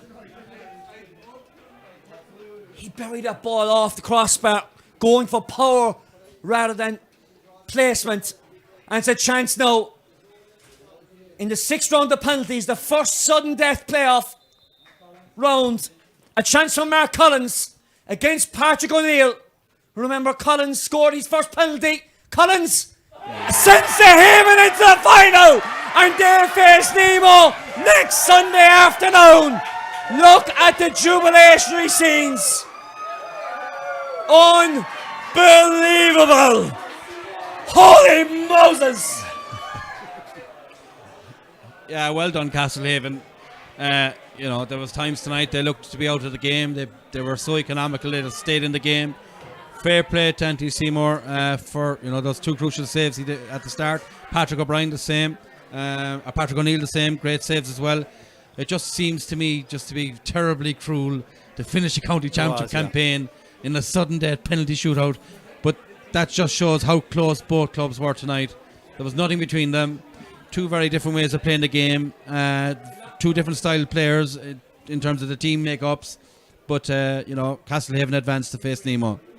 Just to give you bad news now as well, Villa have been beaten Liverpool 7-2. So, what an extraordinary day. What an extraordinary weekend of sport. Look what the time is, 9:10. We're still here. On this extraordinary day. But what a game. Yeah, it was a super, even though there wasn't scores no, there was a couple of great scores in the game. But the game was just so up and down all night long. We played nearly over 90 minutes of football. It was. I think the game was more about, I wouldn't say tactical, but the defensive and the hits that were going on and the tackles were ferocious. I think it seemed the game itself, because all the attention was on the penalties, which is a shame, because it was a super game of football. And as I was saying, coming into the penalties, I just get the sense that whoever loses this is going to carry a huge burden. And I feel now for Killian Murray, he was first up to take that. And that's just a huge burden for him to carry. As I say, in the normal flow of a game, if you have a bad game, if you get beaten to a ball, if you have a miss, it's over in an instant. That was a long time for him to think about that, and a long time for him to think about walking away. So, and to be fair, and to give due credit as well, the first man up to Killian Murray as soon as that ball hit the net was Damien Cahalan, just to show his commiserations. And that just shows, and I've just seen Jack Cahalan getting up to him as well. That's just it's a horrible way. I know it's the way we're having put into it, but it's a horrible way to be knocked out of a senior football championship. It is, yeah. And to be fair, I just think 2 teams deserve so much credit. I know there was a little bit of a fight and scuffle down there, but the heart and the energy from both teams. It was a super game of football. Great skill, great tackling, great. Like when you talk about professional sports or whatever, it's just you sit here and you say, geez, these guys want it. Everything mattered. The breaking ball was always contested. It was just really enjoyable. Massive energy from the game. So hats off to the 2 teams, I would say, first and foremost. Brian? Yeah, I think, Patrick, ultimately the weight of a crossbar has knocked the Bars out of the championship in a sudden death penalty shootout, which actually tells its own story. I think both teams, as Derek said, gave this everything they had. We questioned at half time whether the Bars could actually come back out and go to war. They certainly did that. They've lost nothing here tonight. You see men carried off, struggle off the pitch, limp off the pitch, be lifted off the pitch. 2 Cork senior players, Ian Maguire and Brian Hurley, couldn't finish out the game. That just shows you what clubs mean to fellas and how much they want to actually win championship games and get to finals and try and win another county championship for their club. I think, you couldn't ask any more of either team tonight. I think the Bars maxed out, Castlehaven maxed out. Castlehaven looked actually very, very, very good for about 12 or 14 minutes maybe, and after that they relied on pure economy. They got down into the Bars half very few times, but every time they got down there, something happened. Whereas the Bars had an awful lot of possession here in the second half, had an awful lot of possession in the extra time, but yet the composure necessary to close out these type of games, it just left them at times tonight. So much so, they ended up in a lottery, penalty shootout, sudden death. And in these things, as I say, amateur players, somebody's going to miss. Keepers are going to make saves. It happens. The very best players in the world hit crossbars, hit posts, put the ball wide. It's savage pressure, but I would say fair play to Cillian Myers-Murray. When I went to the sudden death part of it, he was the first guy to leave his group. He ran up there. He showed tremendous self-belief. And, if he's feeling down tonight or tomorrow or next week, I'm sure looking at the Bars and knowing the club that they are, they'll rally around him and they'll lift him back up. Fair play to Castlehaven. There was times tonight that they looked as if they weren't going to win it. I think there's more in them over a sustained period. And I think if they're going to beat Nemo, they're going to have to produce something a bit better than what they did at times tonight. Now, if they can elongate that period that they had in that first half when they were very, very effective, they'll be a match for anybody. But I think they're going to have to get a bit more out of Michael Hurley. I think he went off with an injury. They're going to have to get a bit more out of Mark Collins, Brian Hurley. And their defence are going to be up against possibly better forwards than Paul Kerrigan, Luke Connolly, Mark Cronin, these type of players. They're going to be Barry O'Driscoll. They're marquee players, and I think Castlehaven are going to have to really go to toe with these guys if they have a chance. But look, all we can say tonight, Patrick, is that we were entertained from start to finish. We saw the GA at its best. We saw people giving absolutely everything for their clubs. The Bars go away tonight as losers, but certainly they've lost nothing. If anything, anyone who was watching would have to have look on with pride in the way they gave of themselves tonight. And as I say, absolutely fair play to Castlehaven. Brilliant way to win a game and a great way to go into a final. Sure is indeed. County final now next week. You'll be donning the green and black during the week. Yeah, definitely. I just thought it was going to be the Bars. Most of that, by the end of the second half, the Bars just looked like they were going to take it. In extra time, the Bars definitely looked like they were going to take it. They, as Brian says, they worked off economy. They just took their chances better. Bars had just so many misses at the end of normal time, so many misses at the end of extra time. So they've no one to blame but themselves. Castlehaven, loads to improve on. If you were to look at how they improved going into the semi-final, I think midfield is the starting point. They were beaten really badly there. I think the Bars just owned the possession from the kickouts, even from Castlehaven's own kickout. That's their biggest weakness, I think. Their forwards look extremely good. They look, especially in the first half, for those 15 or 20 minutes that Brian mentioned, where they looked really good, really dangerous. They looked electric. They need to obviously work on that and stretch that out. But it's going to be a great final, I think, Nemo Castlehaven. Okay. Thanks a million, boys, for quite an entertaining evening. Brian Corpert and Derek Kavanagh concluding our coverage of this weekend's Irish Examiner live streaming. What has been an epic weekend. We brought you the game last night in the Premier Intermediate Hurling Championship final where Blarney defeated Castle Lions, and then 3 games this afternoon. Firstly, we were in Park Equi for the Senior Hurling Championship final, where Charleville just got up by the skin of our teeth against Fort O'Neill's by a solid 3 points. Then we came down here to see Nemo Rangers getting a score in the 64th minute to win by a point against Stu Hallow. And just now, a game that goes to penalties. The first ever football game under the auspices of the Cork County Board, going to the way of Castlehaven. And a county final to look forward to next weekend. And we've got plenty of county finals to look forward to as we bring you more coverage of the live streaming in association with the County Board in Cork on the Irish Examiner live streaming service. There's going to be a plethora of breakdowns, analysis tomorrow in the Examiner Sport. I'm looking forward to catching that tomorrow. Tony Lean is in the office working hard on that. I'm looking forward to picking up that tomorrow. My thanks to the two boys here beside me and Kieran and John on technical duties this evening. Thank you for watching as well.